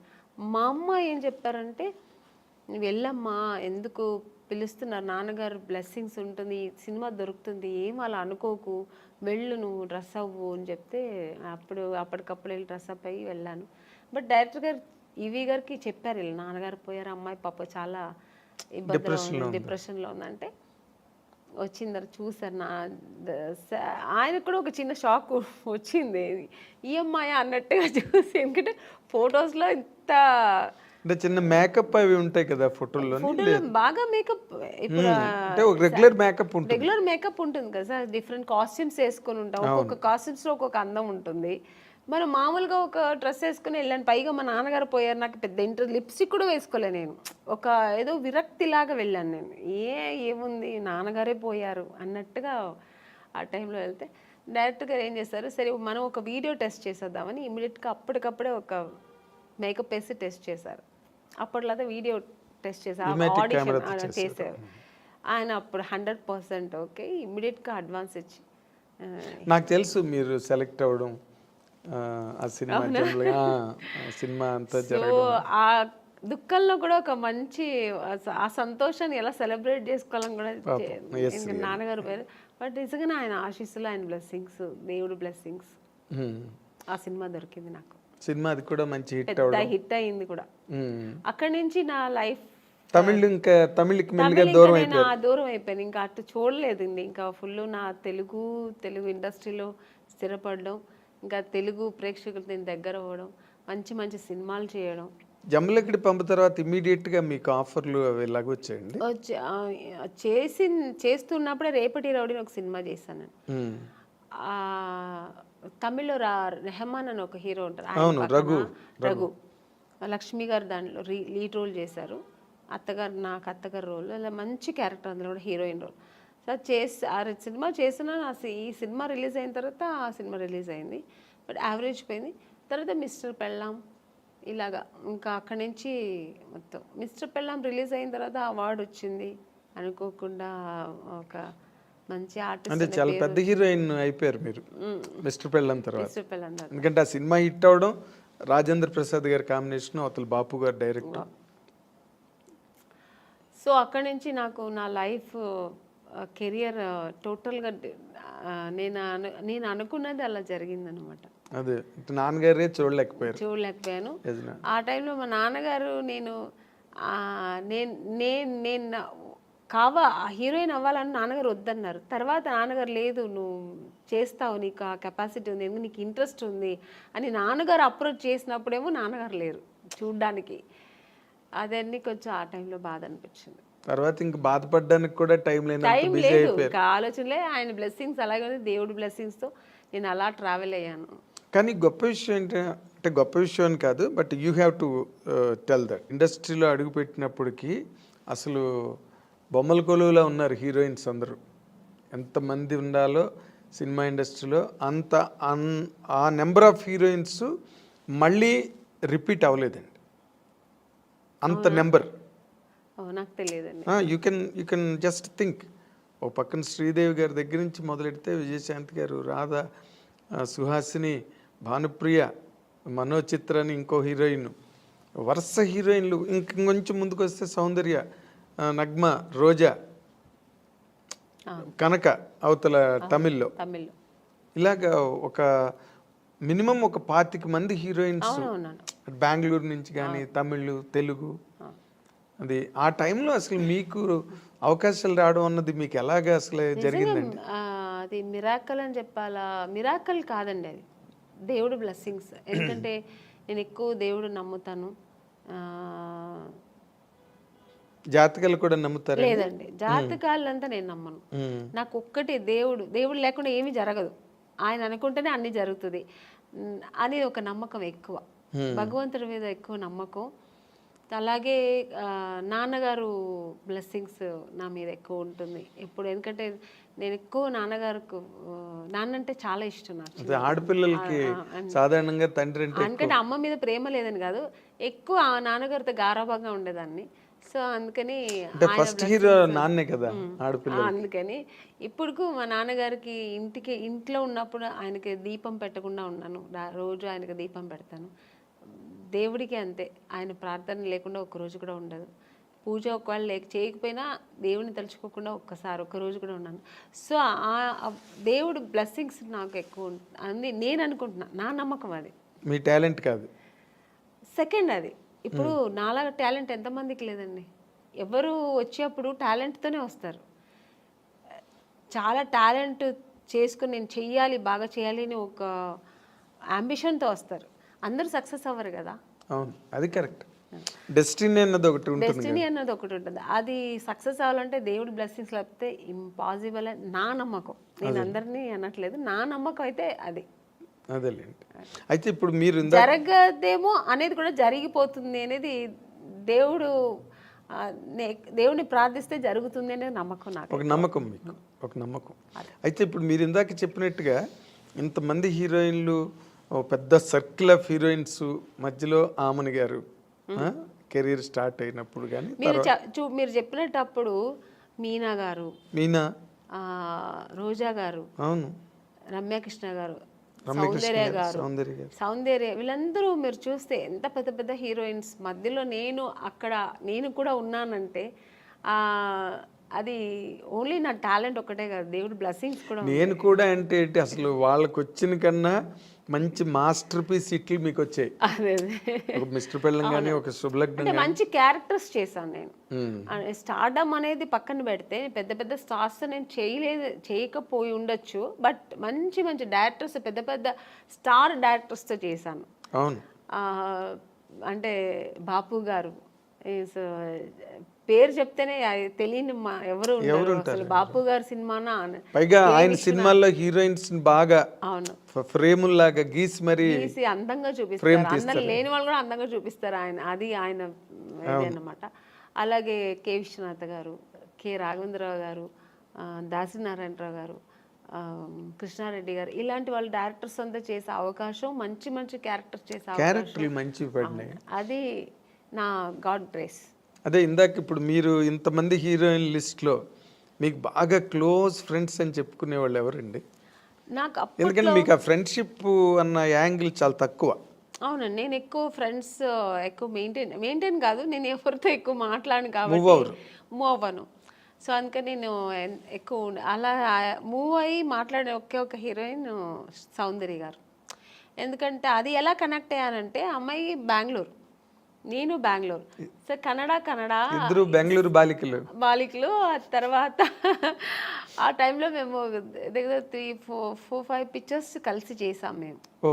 సో చేసినప్పుడు అన్న చెల్లెలు, అమ్మ దొంగ ఇలా చేసామన్నమాట. అది చేసినప్పుడు మేమిద్దరు ఆల్మోస్ట్ మా కాంబినేషన్ ఉండేది, ఇద్దరు పక్కన పక్కన కూర్చొని, ఆ అమ్మాయి కూడా ఒక కిడ్ లాగే, ఇంకా వేరే ఏం ఉండదు ఆలోచన. మా కన్నడ సినిమా సాంగ్స్ పాడుకుని, ఆ కన్నడ మాట్లాడడం అనేది అమ్మాయికి నా మీద ఎక్కువ ప్రేమ వచ్చేసింది, నాకు ఆ అమ్మాయి మీద ప్రేమ వచ్చింది. కన్నడ సాంగ్స్ మాట్లాడడం ఇలా కనెక్ట్ అయ్యాం అనమాట. అయ్యి అలాగా తన పర్సనల్స్ నాకు చెప్పుకోవడం, నా పర్సనల్స్ అమ్మాయి చెప్పుకోవడం.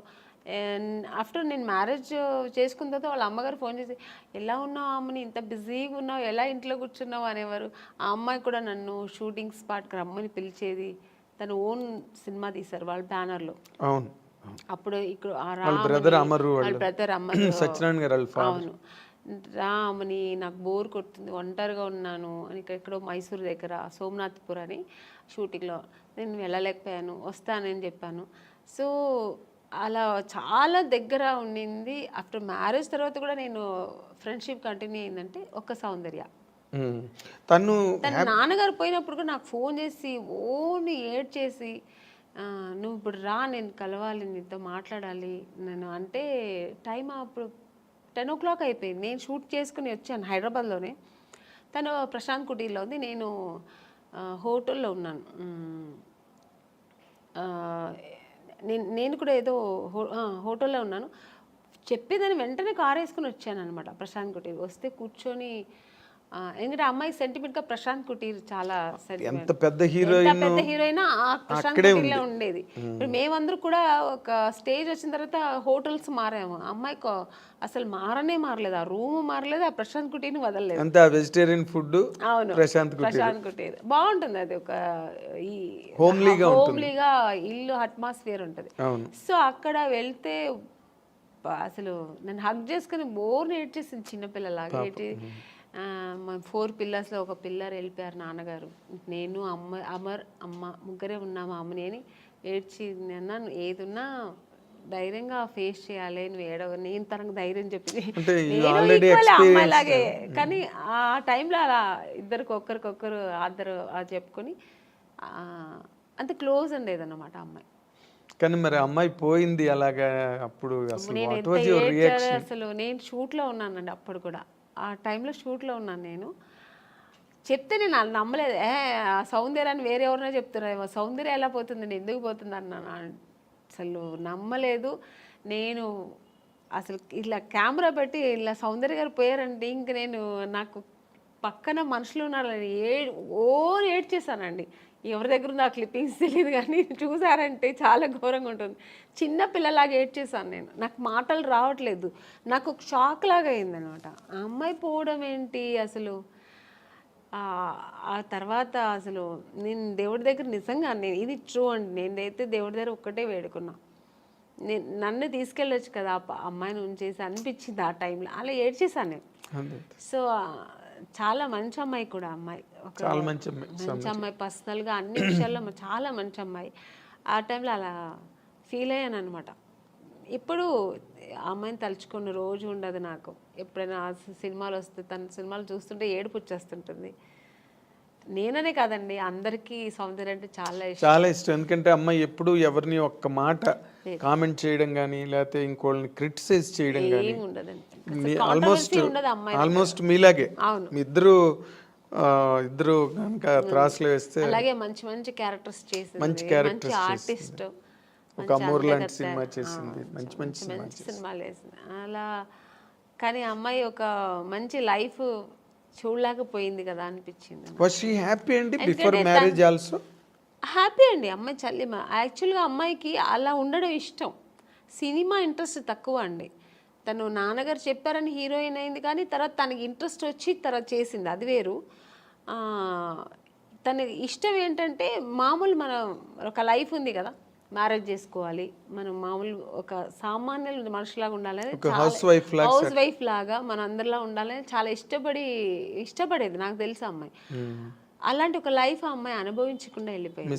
సినిమాలో ఒక అంత ఎదిగిన అమ్మాయి ఒక పర్సనల్ లైఫ్ అనుభవించకుండా వెళ్ళిపోయింది అనేది తలుచుకుంటే చాలా బాధ. అదే జగపతి బాబుని చేసుకుంటుందని ఒక టైంలో లేదండి. అసలు ఆ జగపతి బాబు గారికి ఆ థాట్ లేదు. ఆయనకు ఆల్రెడీ మ్యారేజ్ అయ్యి పిల్లలు ఉన్నారు.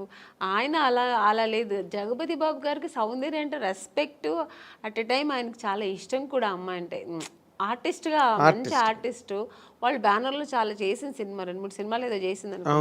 సో అంతే తప్ప అలాంటివి లేదు. సౌందర్యకైతే అసలు ఆ థాటే లేదండి, అస్సలు లేదు. మీకు ఆ థాట్ ఉంటే అమ్మాయి, ఎందుకంటే వాళ్ళ అన్నగారు చెప్పిన అమ్మాయి అబ్బాయిని పెళ్లి చేసుకుంటుంది. వాళ్ళ అన్నగారు చెప్పారని అమ్మాయి చేసుకుంది. వాళ్ళ అన్నగారు చెప్పి ఏ మాట, నాన్నగారు ఉన్నంత వరకు నాన్నగారు మాట వినేది. చిన్నపిల్లలాగే అండి వాళ్ళ ఇంట్లో. నెక్స్ట్ అమ్మకి కూతురులాగే ఉండేది తప్ప చెల్లెలాగా ఉండేది కాదు. అమ్మరు ఏం చెప్తే అది వినేది.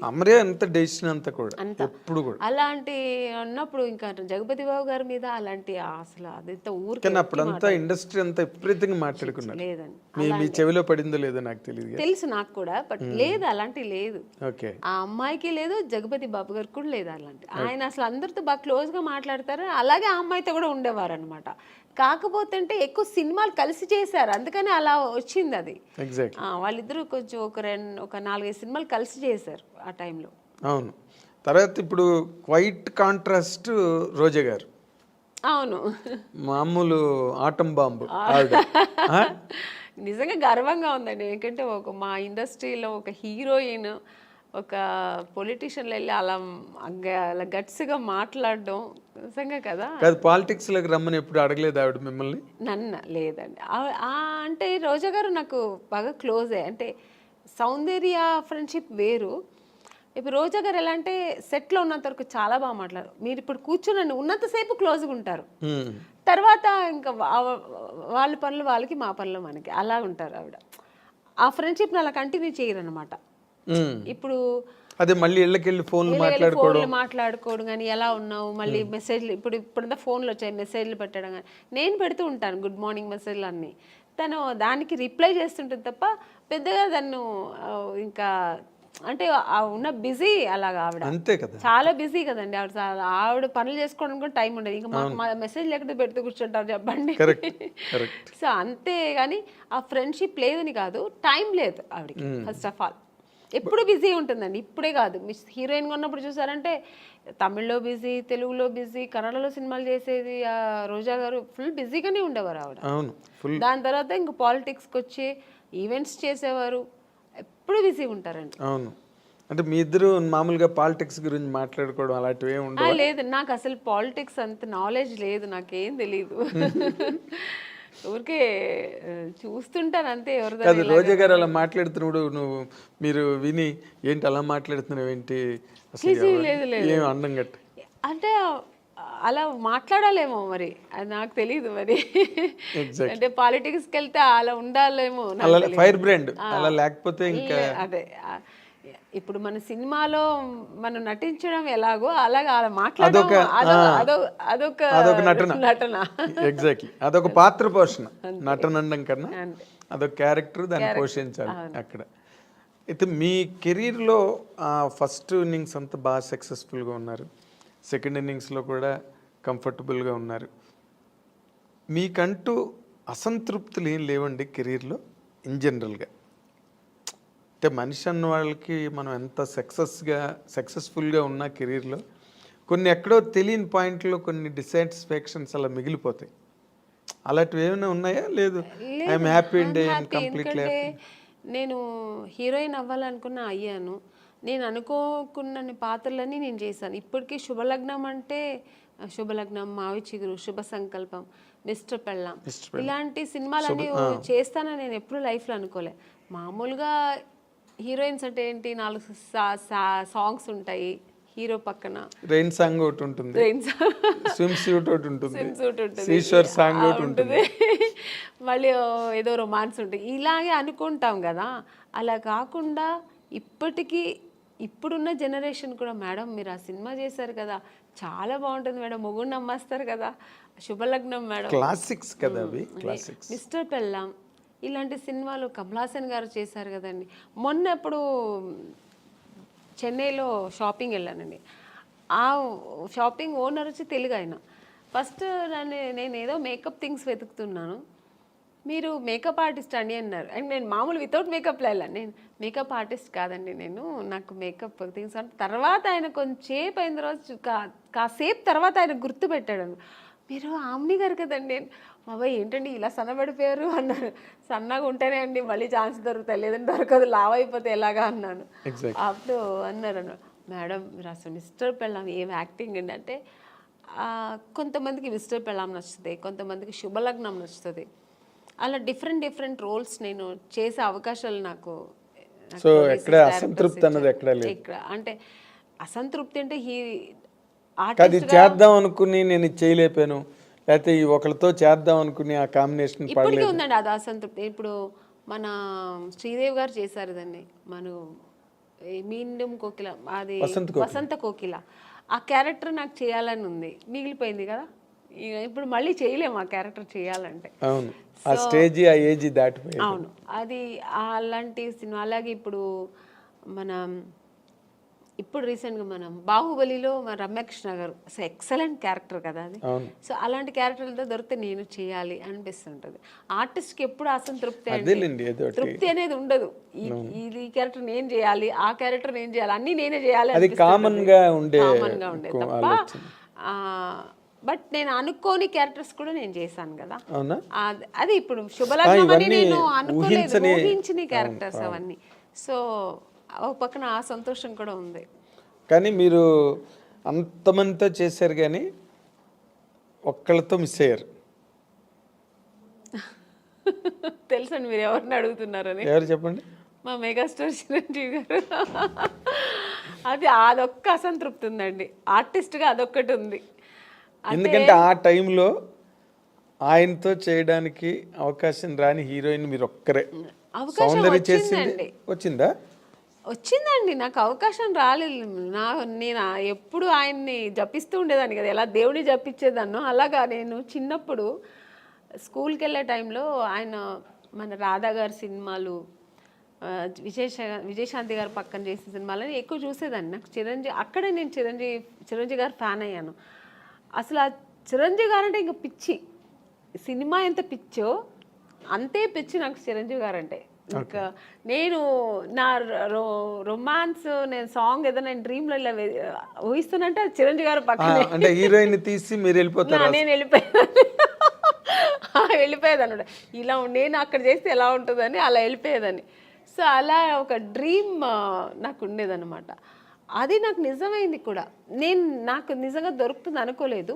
బట్ నాకు ఆఫ్టర్ శుభలగ్నం రిక్షావాడు సినిమా, ఆ సినిమాకి నేను ఫస్ట్ అడిగారనమాట, డేట్స్ కూడా తీసుకున్నారు. మళ్ళీ ఇంకా షూట్కి వెళ్ళాక ఇంకా 15 days ఉన్నప్పుడు నేను చిరంజీవి గారితో మాట్లాడాను కూడా. నేను ఆ టైంలో షూట్కి వెళ్తున్నా అన్నీ తెలుసు, సౌందర్యకి తెలుసు. సౌందర్య కూడా చాలా హ్యాపీ, ఎందుకంటే సౌందర్య కూడా ఉంది ఆ సినిమాలో. నేను సౌందర్య ఇద్దరు చాలా హ్యాపీ, మేము మన ఇద్దరు మళ్ళీ కలిసి చేస్తున్నామే అని. నేను బెంగళూరు షూట్కి వెళ్తే తను ఫోన్ చేసింది నాకు. ఆఫ్టర్ 15 days తర్వాత 1 week తర్వాత ఏమైందో తెలియదండి. నగ్మా గారు అని ఇది ఫోటో దీంట్లో చూసా, ఏదో ఒక పత్రికలో చూసాను. తర్వాత మా మేనేజర్ చెప్పారు, లేదమ్మా ఇలాగా మనం లేదు ఏమంటే డైరెక్టర్ చేంజ్ అయ్యారు అక్కడ. కోదండరామరెడ్డి గారు చేయాల్సిన సినిమా కోదండరామకృష్ణ గారు ఎవరు చేశారు. కోదండరామరెడ్డి గారు భార్గవ ఆర్ట్స్కి వెళ్ళారు, మాతో పెట్టుకోక సినిమా. అప్పుడు షఫల్ అయ్యారు డైరెక్ట్. షఫల్ అయ్యేప్పటికి అక్కడ ఏం జరిగిందో తెలియదు, నిజం నాకు తెలియదు, దేవుడికే తెలుసు. నేను మారాను అనమాట. సో చాలా అసంతృప్తి. ఇంకా అదే ఫస్ట్ టైం నేను అప్పుడు అంటే చాలాసార్లు నేను హీరోయిన్ అవ్వలేదని ఏడ్చాను, చిరంజీవి గారి సినిమా దొరకలేదని సెకండ్ టైం ఏడ్చాను నేను. అంటే ఈయన పక్కన చేయలేదు అనే ఒక ఏడుపు అప్పుడు వచ్చింది అనమాట. అదే జీవితాంతం, అది జీవితాంతం అలా ఉండిపోయిందండి, ఉండిపోతుంది కూడా. ఎందుకంటే ఇంకా దానికి ఇంకా ఆప్షన్ లేదు. మళ్ళీ ఏమైనా రాబోయే రోజుల్లో ఏదైనా సిస్టర్ క్యారెక్టర్ కూడా వచ్చిందండి, నేను చేయలేదు. స్టేట్ ఎవరు మన ఖుష్బు గారు చేశారు, ఏ సినిమా అనేది, స్టాలిన్ నాకు అడిగారు అనమాట. అడిగారు, నేను సిస్టర్ రోల్ నేను చేయను, నేను ఊహించుకోలేను అసలు ఆయన పక్కన అసలు అని, నేను చేయనని చెప్పాను. మురుగదాస్ డైరెక్టర్ అడిగారండి, నేను చేయనన్నా. ఎందుకంటే నాకు చిన్నప్పుడు నా డ్రీమ్ హీరో ఆయన, నేను అసలు చేయలేను అని చెప్పాను. అసలు నా వల్ల కాదు, ఆ ఇమాజిన్ కూడా చేయలేను నేను. నా డ్రీమ్ హీరో అలాగే ఉండిపోని నేను చేయనని చెప్పేసా. అప్పుడు చాలా గ్రేట్ డెసిషన్ అది, నిజంగా నేను చేయలేదు. Great decision. అవును, గ్రేట్ డెసిషన్. కన్విక్షన్. అస్సలు నేను కుదరలేదు, నీకు కుదరదు అన్నాను. చాలా ఒక 10 times ఫోన్ చేశారు, నేను చేయనని చెప్పాను. చాలా గట్స్ కావాలి చిరంజీవి గారి పక్కన చేయనని చెప్పడానికి. అంటే చిరంజీవి గారి పక్కన అదే మీ ఫీలింగ్ కరెక్ట్. ఎందుకంటే నేను నా హీరోని నేను అన్నయ్య అని పిలవలేను, అసలు ఛాన్సే లేదు. నాకు ఇప్పటికీ గుర్తు, మీరు అన్నపూర్ణ స్టూడియోలో చిరంజీవి గారు ఒక సెట్లో షూటింగ్ చేస్తున్నప్పుడు మీరు పక్క సెట్లో షూటింగ్ చేస్తూ కలవడానికి వస్తామని వచ్చారు ఒకసారి మీరు. అవును, ఇప్పుడు రీసెంట్గా మన కే విశ్వనాథ్ గారు ఫంక్షన్ జరిగింది, ఆయన పోయిన తర్వాత శ్రద్ధాంజలి చేసి. అప్పుడు ఆ ఫంక్షన్ నేను వెళ్ళాను, ఎందుకంటే నేను ఆయన సినిమా చేశాను కదా, శుభ సంకల్పం. అప్పుడు కూడా చిరంజీవి గారు మెయిన్ అక్కడ వచ్చారు. చిరంజీవి గారే అది జరిగింది, ఆర్గనైజేషన్ ఆయన తరఫునే జరిగింది. సో చిరంజీవి గారు వస్తే నాకు అసలు ఆ ఫంక్షన్కి వెళ్ళిన సంతోష్ పక్కన చిరంజీవి గారు చూసాను, మళ్ళీ చూస్తున్నానని. నేను ఆయన చూసినప్పుడంతా నేను మళ్ళీ ఆ చిన్నప్పుడు ఆ ఫ్యాన్ ఎలా ఫీల్ అవుతారో ఫీల్ అయిపోతుంటాను. నేను ఆర్టిస్ట్గా మర్చిపోతుంటాను నేను. సో అక్కడ వెళ్ళి స్టేజ్కి వెళ్ళిన తర్వాత అందరూ ఫొటోస్ తీసుకొని, అందరూ గ్రూప్ తీసుకున్నారు, నేను మళ్ళీ వెళ్ళి సార్ ఒక్క ఫోటో తీసుకుంటాను సార్ అన్నాను. రామ్మా అని నేనైతే ఎంత అప్పుడు ఫీల్ అయ్యానంటే, నేను ఒక ఫ్యాన్, నాకు నచ్చిన హీరోతో తీసుకున్నానని నేను ఇష్టపడి నాకు నచ్చి తీసుకున్న ఏకైక హీరో చిరంజీవి గారు. అంటే ఆయన ఈ సచ్ ఎ ఫినామినల్ హీరో. మీరు అలాగే ఫ్యాన్స్ లాగా ఉండిపోయారు అప్పటి నుంచి ఇప్పటి వరకు. ఇప్పుడు మళ్ళీ కొత్త జనరేషన్ తీసుకుంటున్నాను. ఇప్పుడు చేస్తున్నప్పుడు అందరూ హీరోస్తో నేను తీసుకుంటా పర్సనల్గా, అది దట్స్ డిఫరెంట్. బట్ నాకు ఇష్టపడి చిరంజీవి గారు పక్కన తీసుకుని ఇలా తీసుకుంటే అసలు మళ్ళీ బ్యాక్ టు 25 years బ్యాక్ వెళ్ళిపోయాను అనమాట. ఇప్పుడు మీరు మాట్లాడుతున్నప్పుడే ఎంతో పొంగిపోతున్నారు తెచ్చుకుని. అంటే అది ఇష్టం నాకు. అంటే ఆయన ఏమో మరి తెలీదు, ఆయన యాక్టింగ్, ఆయన డాన్స్ స్టైలు ఇప్పుడు కూడా అలాగే చేస్తారు ఆయన. అసలు రీసెంట్గా సినిమా చూశాను, వాల్టర్ వీరయ్య. అసలు హీరో గారు ఎంత అసలు ఛాన్సే లేదు.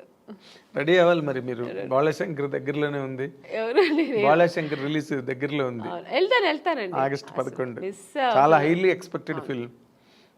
చాలా అది మనకి అక్కడ వేదాళం, తమిళ్ వేదాళం కదా తెలుగులో, అక్కడ పెద్ద హిట్. ఆ ఎక్స్పెక్టేషన్స్ ఇక్కడ కూడా ఉన్నాయి. ఇప్పుడు జనరల్గా అంటే మీరు ఎప్పుడు క్లాసిక్ క్యారెక్టర్స్, ఇంపార్టెంట్ రోల్సే చేశారు. గ్లామర్ వైపు అసలు ఎప్పుడు పోలేదు మీరు. రమ్యకృష్ణ గారు చేశారు, కొంతలో కొంత సౌందర్య కూడా చేసింది. మీరు అస్సలు అటు పక్కకే పోలేదంటే నాకు స్టార్టింగ్ ఇప్పుడు జంబలకడి పంలో మాస్ క్యారెక్టర్ అండి నేను చేశాను. తర్వాత ఏంటో ఆఫ్టర్ ఇమ్మీడియట్గా నాకు మిస్టర్ పెళ్ళాన్ దొరికింది. మిస్టర్ పెళ్ళాన్ తర్వాత చూసారంటే ఇంకా టోటల్గా హోమ్లీ క్యారెక్టర్స్ దొరికింది నాకు. ఒకవేళ నేను ఆ ఫేస్ నా బాడీ స్ట్రక్చర్ సెట్ అవుతుందేమో కానీ అందరూ ఆమెని అంటే ఇలా ఉంటేనే బాగుంటుంది, శారీ కట్టుకుంటేనే అందంగా ఉంటుందని. సో నాకు అలా బ్రాండ్ వేస్తారనమాట. అప్పట్లో జయసుధ్ గారికి ఉండేది అది. జయసుధ్ గారికి ఎలా ఉంటుంది, ఆవిడెప్పుడు మాస్ అంటే అడవి రాముడు అవన్నీ చేశారు కానీ చేశారు, బట్ సహజ నటి అని ఒక ముద్ర వేసి ఆవిడని అలా పక్కన పెట్టారు. ఎంత బిజీగా ఉన్నా ఆవిడ అవే కైండ్ ఆఫ్ క్యారెక్టర్స్ చేసుకుంటూ వెళ్ళారు ఇప్పటి వరకు. బేసిక్గానండి ఈ మధ్య రోజుల్లో అంటే మీ టైంలో లేదు, ఏముందో బయటకు తెలియదు. బట్ ఈ రోజుల్లో ఈ కాస్టింగ్ కోచ్ అని మీరు ఒక సీనియర్ యాక్ట్రెస్గా, ఒక సక్సెస్ఫుల్ హీరోయిన్గా, ఒక డిగ్నిటీ అవన్నీ నిలబెట్టుకుని ఇన్నాళ్ళు ఇండస్ట్రీలో కంటిన్యూ అయిన ఒక స్టార్గా ఈ డెవలప్మెంట్స్ చూస్తున్నప్పుడు మీకు ఏమనిపిస్తుందండి? అంటే ఈ ప్రజెంట్ హీరోయిన్స్ ఫేస్ చేసే ఇష్యూస్ కానీ, లేకపోతే ఇండస్ట్రీలో వచ్చిన మార్పులు కానీ. అంటే హీరోయిన్ ఇప్పుడు ఫేస్ చేస్తున్న ఇది సావిత్రి గారి టైంలో నుంచి ఉందండి.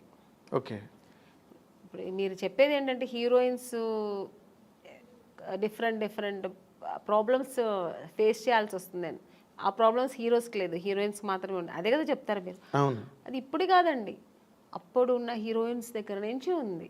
కాకపోతే అప్పుడు సోషల్ మీడియా, ఈ పబ్లిసిటీ ఇవన్నీ లేదు కాబట్టి తెలీదు. ఇప్పుడు అన్ని చిన్న విషయం కూడా ఇప్పుడు ఎలకపోయిందంటే పూలే పోయిందని ఇప్పుడు అంత ఎక్స్ప్లోర్ చేస్తున్నారు. చిన్న విషయాన్ని ఏమీ లేకుండా దాన్ని ఒక పెద్ద ఇష్యూలాగా చూపిస్తున్నారు. అంతే తప్ప ఎప్పుడు లేదండి ప్రాబ్లమ్స్ హీరోయిన్స్కి, ఉంటూనే ఉంది. కానీ మనం చూస్ చేసుకోవాలి. హీరోయిన్స్గా అందరూ కష్టపడే వస్తారండి. ఎవరు వచ్చిన వెంటనే హీరోయిన్ ఎవ్వరు అవ్వలేరు. అంటే చేసిన ఆ హీరోయిన్స్ వాళ్ళకే తెలుసు.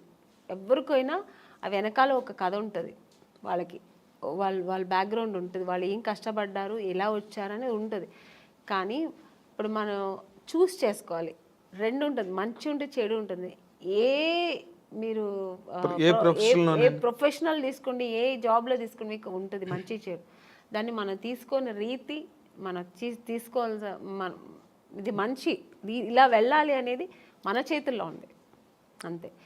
చెడు ఉందని తెలిసిన తర్వాత మనం ఎందుకు వెళ్తామండి కదా. మీరు ఎప్పుడు అట్లాంటి ఎవరు మీ జనరేషన్ చెప్పాను కదా, ఫేస్ చేశాను నేను కూడా. తెలుగు మనం తమిళ్లో చాలా ఫేస్ చేశాను నేను కూడా. అవునండి, ఇప్పుడు పెద్ద డైరెక్టర్స్ పెద్ద కంపెనీల్లో లేదు అలాంటి నాకు తెలిసి. కొన్ని కొత్త కంపెనీస్ వస్తాయి, కొత్త వాళ్ళు వస్తారు, సడన్గా ఆఫీస్ వేసుకుని హీరో.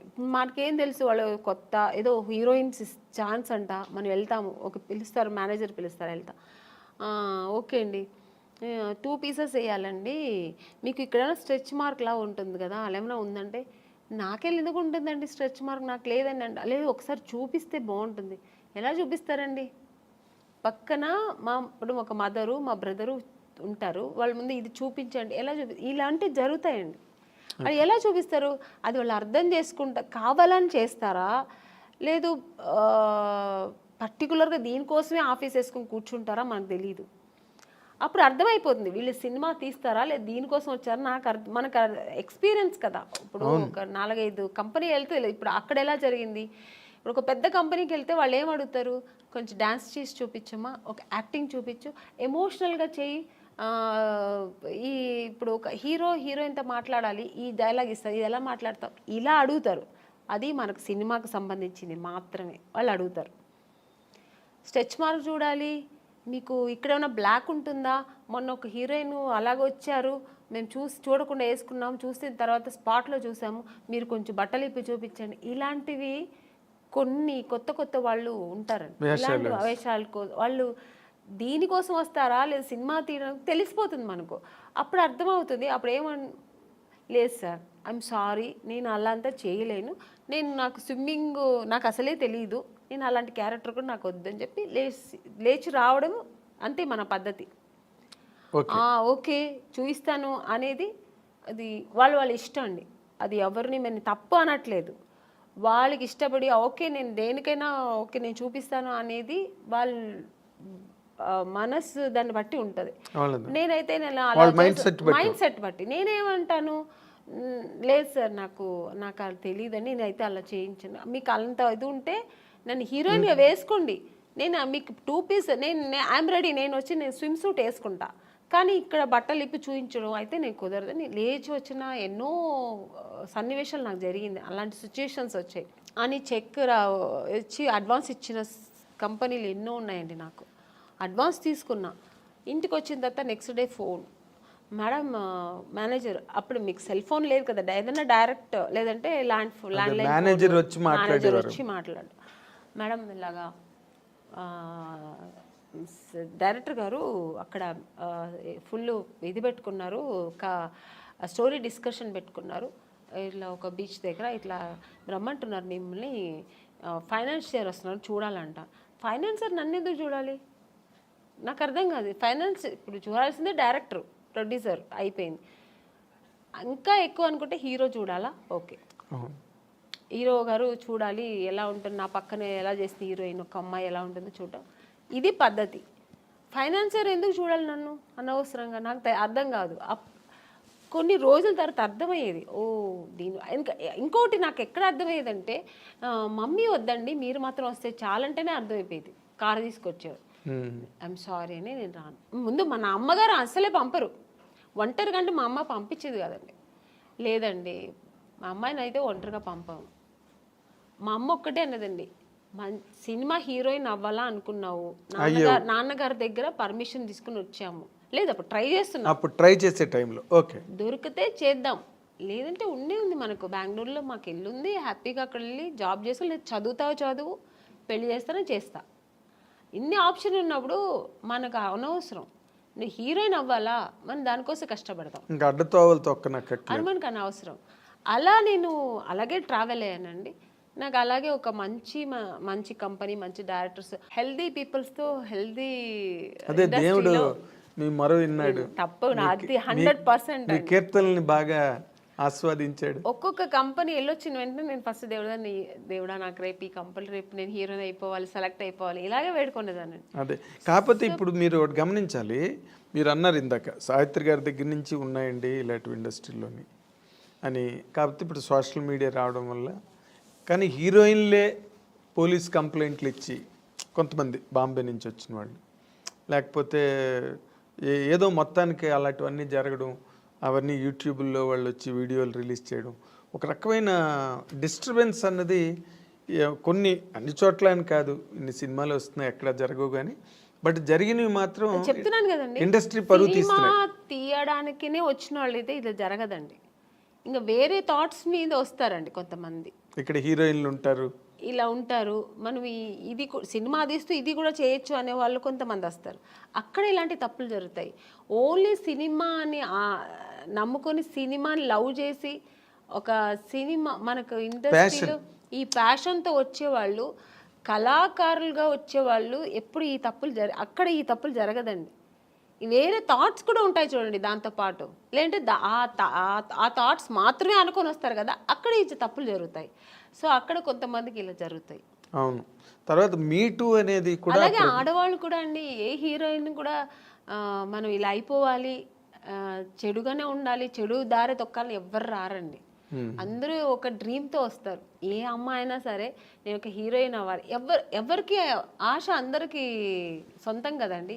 నేను కూడా శ్రీదేవి గారి లాగా కావాలి, నేను కూడా ఒక నగ్మా గారి లాగా కావాలి, నేను కూడా ఒక విజయశాంతి గారు లాగా నేను కూడా ఈ సినిమా ఇండస్ట్రీలో అవ్వాలని అనుకోవడం తప్పలేదు.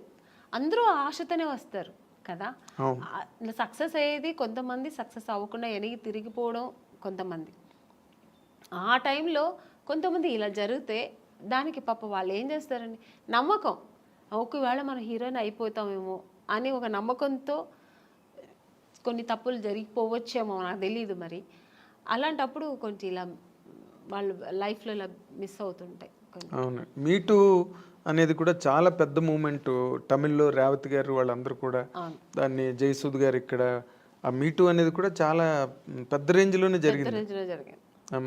దానిలో మీరు పార్టిసిపేట్ చేశారు? లేదండి, నేను చెప్పాను, నాకు మా ఇంట్లో నా సమస్యలు ఎక్కువ ఉంటాయి, ప్రాబ్లమ్స్. ఇప్పుడు చాలా మీ ఇల్లే ఒక ఇండస్ట్రీ, నా ఇల్లే ఒక ఇండస్ట్రీ, అదొక మినీ ఇండస్ట్రీలా ఉంటుంది. వాళ్ళ ప్రాబ్లమ్స్, పైగా ఇప్పుడు నాకు 2 పిల్లలు, వాళ్ళ చిన్న పిల్లలు, వాళ్ళని చూసుకోవడం, ఫుల్ బిజీ ఉంటానండి. అసలు నేను ఇంటికి వెళ్తే నా ఫోన్ కొంచెం ఫ్రీగా ఉంది మాట్లాడతానంటే ఇక్కడ షూట్లో ఉన్నప్పుడే, ఇక్కడ కొంచెం ఫ్రీగా ఉంటాను. ఇంటికి వెళ్తే 24 అనేది నాకు 26 అవర్స్ అయినా చాలదండి. అంటే నా 2 పిల్లలు ఉన్నారు కదా, కొంచెం హైపర్ యాక్టివ్ ఎక్కువ. వాళ్ళు నా ఫోన్ వాళ్ళ దగ్గర ఉంటుంది, నా దగ్గర ఉండదు. నేను ఆడుకోవాలి, కొంచెం ఫోన్ ఇవ్వమ్మా, కొంచెం ఫోన్ చేసుకోవాలి, నాకు ఏదైనా మిస్డ్ కాల్ ఉంటుంది, కొంచెం ఇవ్వమ్మా, కొంచెం ఈ నాన్న అని నా పిల్లలతో నేను ఆడుకోవాలి. అలా ఉంటుంది. లేదా నా ఫోన్ ఎక్కడ పడుతుందో నాకు తెలీదు. ఇంకా వాళ్ళ చదువులు, వాళ్ళ స్కూల్ తీసుకెళ్ళడం, ఇలా బిజీ ఉంటా. ఇప్పుడు నార్మల్గా మీలాంటి మైండ్ సెట్ ఉన్న వాళ్ళకి ఇన్ జనరల్గా, సరే కొంతమంది మైండ్ సెట్స్ మనిషికి రకమైన మైండ్ సెట్ ఉంటుంది. ఇప్పుడంతా మీరు ఒక సింగిల్ హ్యాండ్ ఫైట్ లాగా మీ లైఫ్ కదా. అవునండి. అప్పుడేమో పెళ్ళికి ముందు అన్ని బాధ్యతలు మీ మీద వేసుకుని అన్ని ఇంట్లో ఫాదరు మదరు మీరే అయ్యి అన్నీ చేశారు. ఇప్పుడు మళ్ళీ ఫాదరు మదరే అయ్యారు మీ పిల్లలకి. అవునండి కదా, సింగిల్ హ్యాండ్ ఫైట్. ఇప్పుడు మళ్ళీ ఈ లైఫ్ ఎలా అనిపిస్తుంటుందండి మీకు ఇన్ జనరల్గా? అంటే ఇక్కడ ఫాదరు మదర్ అని కాదు, నేను ఎక్కువ కేర్ తీసుకుంటుంటాను. ఇప్పుడు అప్పట్లో కూడా మా నాన్నగారు, మా అమ్మగారు అందరూ ఉన్నా కూడా, అది చెప్పాను కదా, ఇంట్లో ఒక వస్తువు లేదంటే దాన్ని నేనే ఇంట్రెస్ట్గా, నాకు ఇది కావాలి, ఇది ఇంట్లో ఇలా ఉండాలి, మా ఇల్లు కూడా ఇలా ఉండాలి, మా ఇంట్లో కూడా కార్పెట్ వేయాలి, మా ఇంట్లో కూడా సోఫా ఉండాలి, ఇలా ఆలోచిస్తుంటాను. వాళ్ళ ఇంట్లో ఉంటే మనకెత్తుకు, మేము ఇలాగే ఉంటాం అని ఉండదు నాకు. ఒక ఇంట్లో చూసానంటే ఆ కెపాసిటీ మనం కూడా ఎందుకు కొనలేమా, కొనొచ్చు కదా అని ఆ మైండ్ సెట్ అలాగే లైఫ్లో కూడా వచ్చింది. ఇప్పుడు మన పిల్లలు, ఆ అమ్మాయి స్విమ్ చేస్తారు, ఎందుకు మా సిస్టర్ కూడా నేర్చుకుంటుంది, నేర్చుకుని అలాగే ఇప్పుడు మా పిల్లలు కూడా. సో అందుకని అమ్మా నాన్న వాళ్ళకి ఉన్నా కూడా వాళ్ళు చెయ్యనేది నేను చేస్తాను. అలాగే ఇప్పుడు కూడా అంతే, మా పిల్లలు కూడా నేను ఎక్కువ ఇంట్రెస్ట్ చేస్తాను. ఇప్పుడు కూడా మా పిల్లల అదర్ యాక్టివిటీస్ అంటే నేనే వెళ్తుంటాను, నేర్చుకోమంటుంటాను. మా పిల్లలు, మమ్మీ నీకు వేరే పనే ఉండదా మమ్మీ, ఎప్పుడు ఇంటికి వస్తే ఇది చేయి అది చేయని ఎప్పుడు ఇలా శాసిస్తూనే ఉంటావా, స్విమ్మింగ్ వెళ్ళమంటావు, దీనికి నాకు రెస్టే ఇవ్వవా మమ్మీ అంటుంది మా అమ్మ. ఇప్పుడు ఇంకా దానికి ఎంత 7 years, అసలు రెస్టే ఇవ్వవా మమ్మీ, నువ్వు ఎప్పుడు బిజీగానే ఉండాలా, మేము కొంచెం రిలాక్స్ అని ఇవ్వ మేడం మమ్మీ అంటది. అంటే ఇప్పుడు ఈ జనరేషన్ పిల్లలకి టార్గెట్స్ ఎక్కువైపోయి, వాళ్ళు మన టైంలో చదువులు వేరు. ఇప్పుడు మా సిస్టర్ అంతా అసలు భయపడేవారండి, నాకు మాట్లాడేవారు కాదు, నేను ఏం చెప్తే వినేవారు అనమాట. 5 o'clock లేవా, ఓకే అమ్మ అక్క లేస్తున్నాను అక్క, అంతే. ఇప్పుడు పిల్లలు కొంచెం ఆర్గ్యుమెంట్ చేస్తారు, ఏంటి మమ్మీ పొద్దునే నీ గోలా, ఎందుకు ఇంత తొందర లేపుతాను, నేను నిద్రపోని మమ్మీ, నాకు I have to sleep mummy అంటది మా అమ్మాయి. అదేలేండి. కానీ నేను ఇంకొక చాలా డెలికేట్ ఇష్యూ అండి, బట్ ఈ తరం హీరోయిన్లకి కొంతమందికి మీలాంటి ఒక సీనియర్ యాక్ట్రెస్ చెప్పే మాటలు వాళ్ళకి హెల్ప్ కావచ్చు. ఒక్కొక్కసారి ఒక ఇంటర్వ్యూలో మాటలు విన్నప్పుడు మీరు ఇంత ఒక డొమెస్టిక్ మైండ్ సెట్, ఒక హౌస్ వైఫ్కి ఏం కావాలో ఆ అవసరమైన ఆ మానసిక పరిణితనండి, పరిపక్వతనండి, అన్ని వైపుల నుంచి అన్ని జాగ్రత్తగా సంరక్షించుకుంటూ వచ్చే ఒక లైఫ్ స్టైల్ మీది, మైండ్ సెట్. కానీ but where the mistake happened అండి మీ పర్సనల్ లైఫ్లో? నాకేం మిస్టేక్ ఏం జరగలేదండి. మిస్టేక్ ఏముంది? మిస్టేక్ అంటే ఇప్పుడు హీరోయిన్గా ఉన్నాను, కొన్ని అదే హీరోయిన్ అవ్వడానికి ఏం ఫేస్ చేయాలో చేశాను, హీరోయిన్ అయ్యాను. అంటే ఫేస్ చేశానంటే ఎక్స్పీరియన్స్ అయింది తప్ప ఓ ఇలా ఉండాలి, ఓకే ఇదిగా నెగటివ్స్ లేదు, ఇలా ఓకే ఇది ఉందా, నెగటివ్ ఉందా మనకొద్దు, ఓకే దూరంగా ఉందాం, ఓకే నెక్స్ట్ మంచి జరిగింది, హీరోయిన్ అయ్యాను. పెద్ద డైరెక్టర్ గంగేమ్రన్ గారు, ఇక్కడ తెలుగులో ఈవి సత్యనారాయణ గారు, అందరు పెద్ద డైరెక్టర్లతో చేశాను. ఓకే అది లక్, దేవుడు గాడ్ గ్రేస్. అలాగే ఇంకా మ్యారేజ్ లైఫ్లో కూడా ఒక మ్యారేజ్ చేసుకున్నాను, నాకేం పెద్ద టెన్షన్స్ లేదు. నేను అనుకున్నట్టే నేను ఎలా ఉండాలనుకున్నా అలాగే ఉంటున్నాను హ్యాపీగా. నాకు అక్కడ ఏం రిస్ట్రిక్షన్స్ లేదు, ఏ ఫోర్స్ లేదు, నేను ఎలా ఉండాలో అలా. ఇంట్లో ఫ్రీ బర్డ్ నేను. కానీ చాలా విచిత్రమైన విషయం, అందరూ విచిత్రంగా ఆమన్ గారి విషయంలో ఫీల్ అయ్యేది, మీరు చాలా దైవభక్తురాలు, సంప్రదాయవాది, అసలు 16 అణాల హిందూ అమ్మాయి, ముస్లిం పర్సన్ని ఎలా చేసుకోవడం అన్నది అసలు సంథింగ్. అంటే నాకు మతాల మీద నమ్మకం లేదండి. ఓ, నాకు రిలీజియన్ అనేది ఏం లేదు, ఆడ మగ అంతే. అంటే ఇప్పుడు నేను పెరుమాళ్ బాలాజీని ముక్తా అంటే అది నా ఇంట్రెస్ట్, నాకు అది ఇష్టం. అందుకని అల్లా ముక్తున్న తప్ప నేను అనట్లేదు, జీసస్ ముక్త తప్ప అనట్లేదు. జీసస్ నాకు ఇష్టమైతే నేను ఇప్పుడు నాకు కూర్చున్నప్పుడు చర్చికి వెళ్ళాలి అనిపిస్తే వెళ్తాను. అలాగా నాకు చర్చికి వెళ్ళే వాళ్ళు చాలా మంది అలాగే నాకు ఫ్రెండ్స్ కోసం కూడా రిలీజియన్ మతాల మీద పెద్ద ఇదేం లేదు నాకు. సో అందుకని నాకు ఆ ప్రాబ్లమ్స్ లేదు. కానీ నాకు ఇష్టం పూజలు చేయడం, ధ్యానం చేయడం, మంత్రాలు చదవడం, ఇవి నాకు ఇంట్రెస్ట్, అది నేను చేసుకుంటా. అందుకని వేరే వాళ్ళ మీద నువ్వు ఇలాగే చేయాలి, ఇదే నమ్మండి, ఇది చేయండి అని నేను ఎవరిని ఫోర్స్ చేయను. వాళ్ళు చేస్తున్నది కూడా నేను తప్పని నేను అన్నాను. అదే రుద్దరు మీ అభిప్రాయం ఎదుటి వాళ్ళ మీద రుద్దను. వాళ్ళు చేస్తున్న అంటే మీ మదర్ వైపు నుంచి కానీ ఎప్పుడు అపోజిషన్ రాలేదా? నాకు ఏది ఇష్టమో ఎవరు నన్ను ఎప్పుడు ఏమనలేదండి. మా అమ్మగారు ఒక్కటే, నువ్వు ఎవరైనా పెళ్లి చేసుకో, ఎలాగైనా చేసుకో, ఎలా అయినా ఉండు, సినిమా ఇండస్ట్రీని వదలద్దు. ఎందుకంటే అమ్మ నేను ఎంత కష్టపడ్డానో నాతో పాటు అమ్మ కష్టపడింది.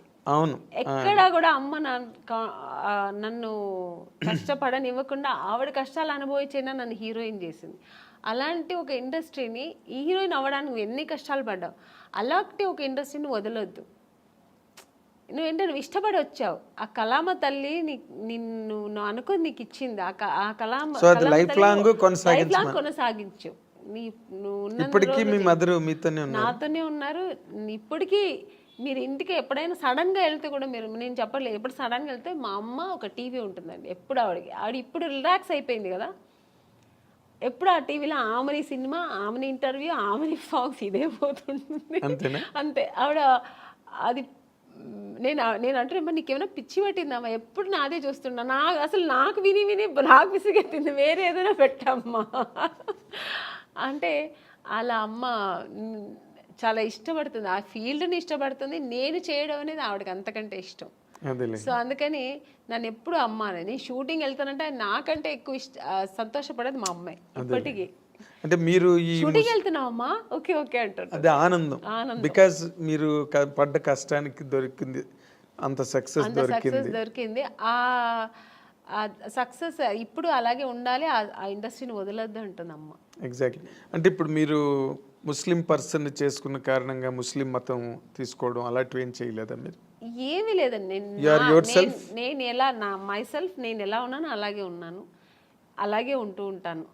నాకు ఏది అలాంటి ఒక ప్రాబ్లమ్స్ ఏమీ లేదు, గొప్ప విషయం అది. ఎప్పుడు లేదు, ఇప్పుడు లేదు, ఎప్పుడు లేదు. ఎందుకంటే చాలా మంది వెంటనే ముస్లిం మతం తీసుకుని, అంటే ముస్లిం అని కదా ఏ మతం వాళ్ళని చేసుకుంటే, నేను అలా ఉంటే అసలు నాకు అలాంటి కాంట్రవర్సీ నాకు ఫస్ట్ ఆఫ్ ఆల్ నచ్చదు.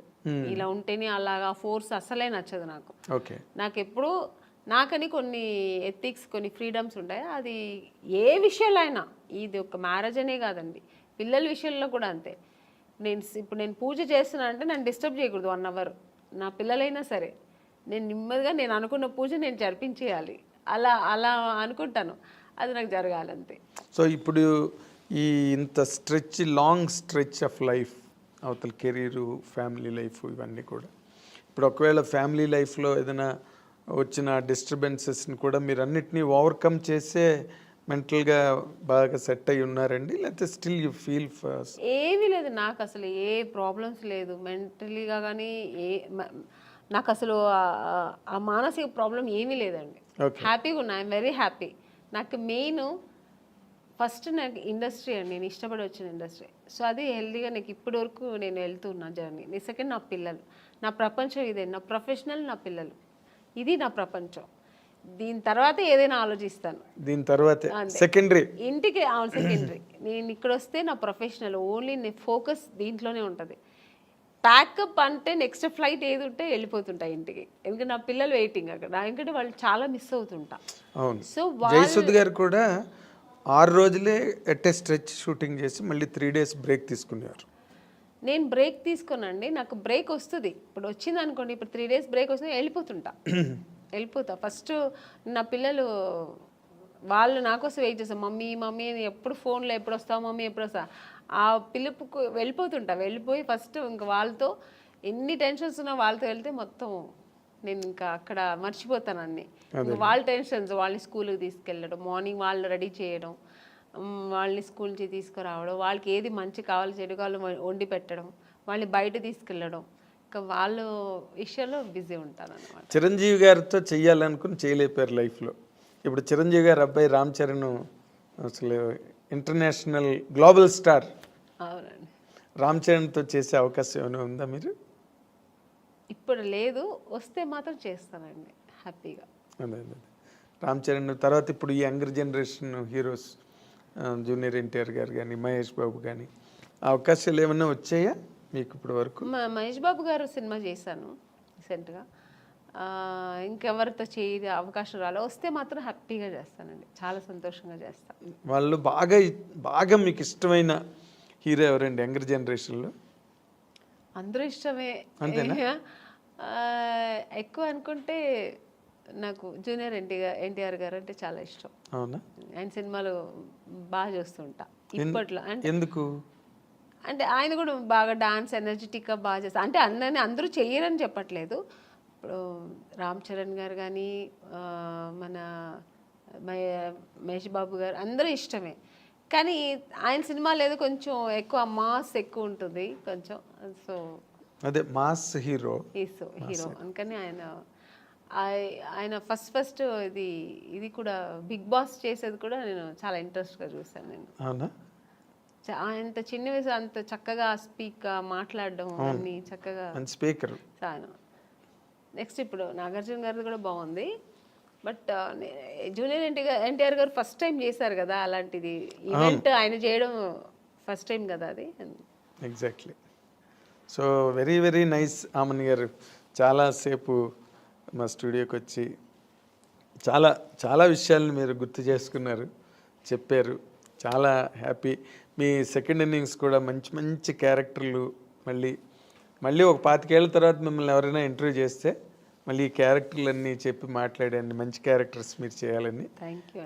మీకు గాడ్, మీరు నమ్మే దేవుడు అన్నీ మీకు ఇంకా బాగా ఇచ్చి హ్యాపీ లైఫ్ ఇవ్వాలని కోరుకుంటూ ఈ wish you all the very best from the I dreams side అండి. This is what our eminent actress Aamani గారు, ఆవిడ తాలూకు అనుభవాలు, లైఫ్ జర్నీ, క్యారెక్టర్స్ అన్నీ చాలా టైం తీసుకుని మనతో డిస్కస్ చేసినందుకు మన అందరి తరఫున ఆవిడకి థ్యాంక్స్ చెప్తున్నాను. Thank you for watching.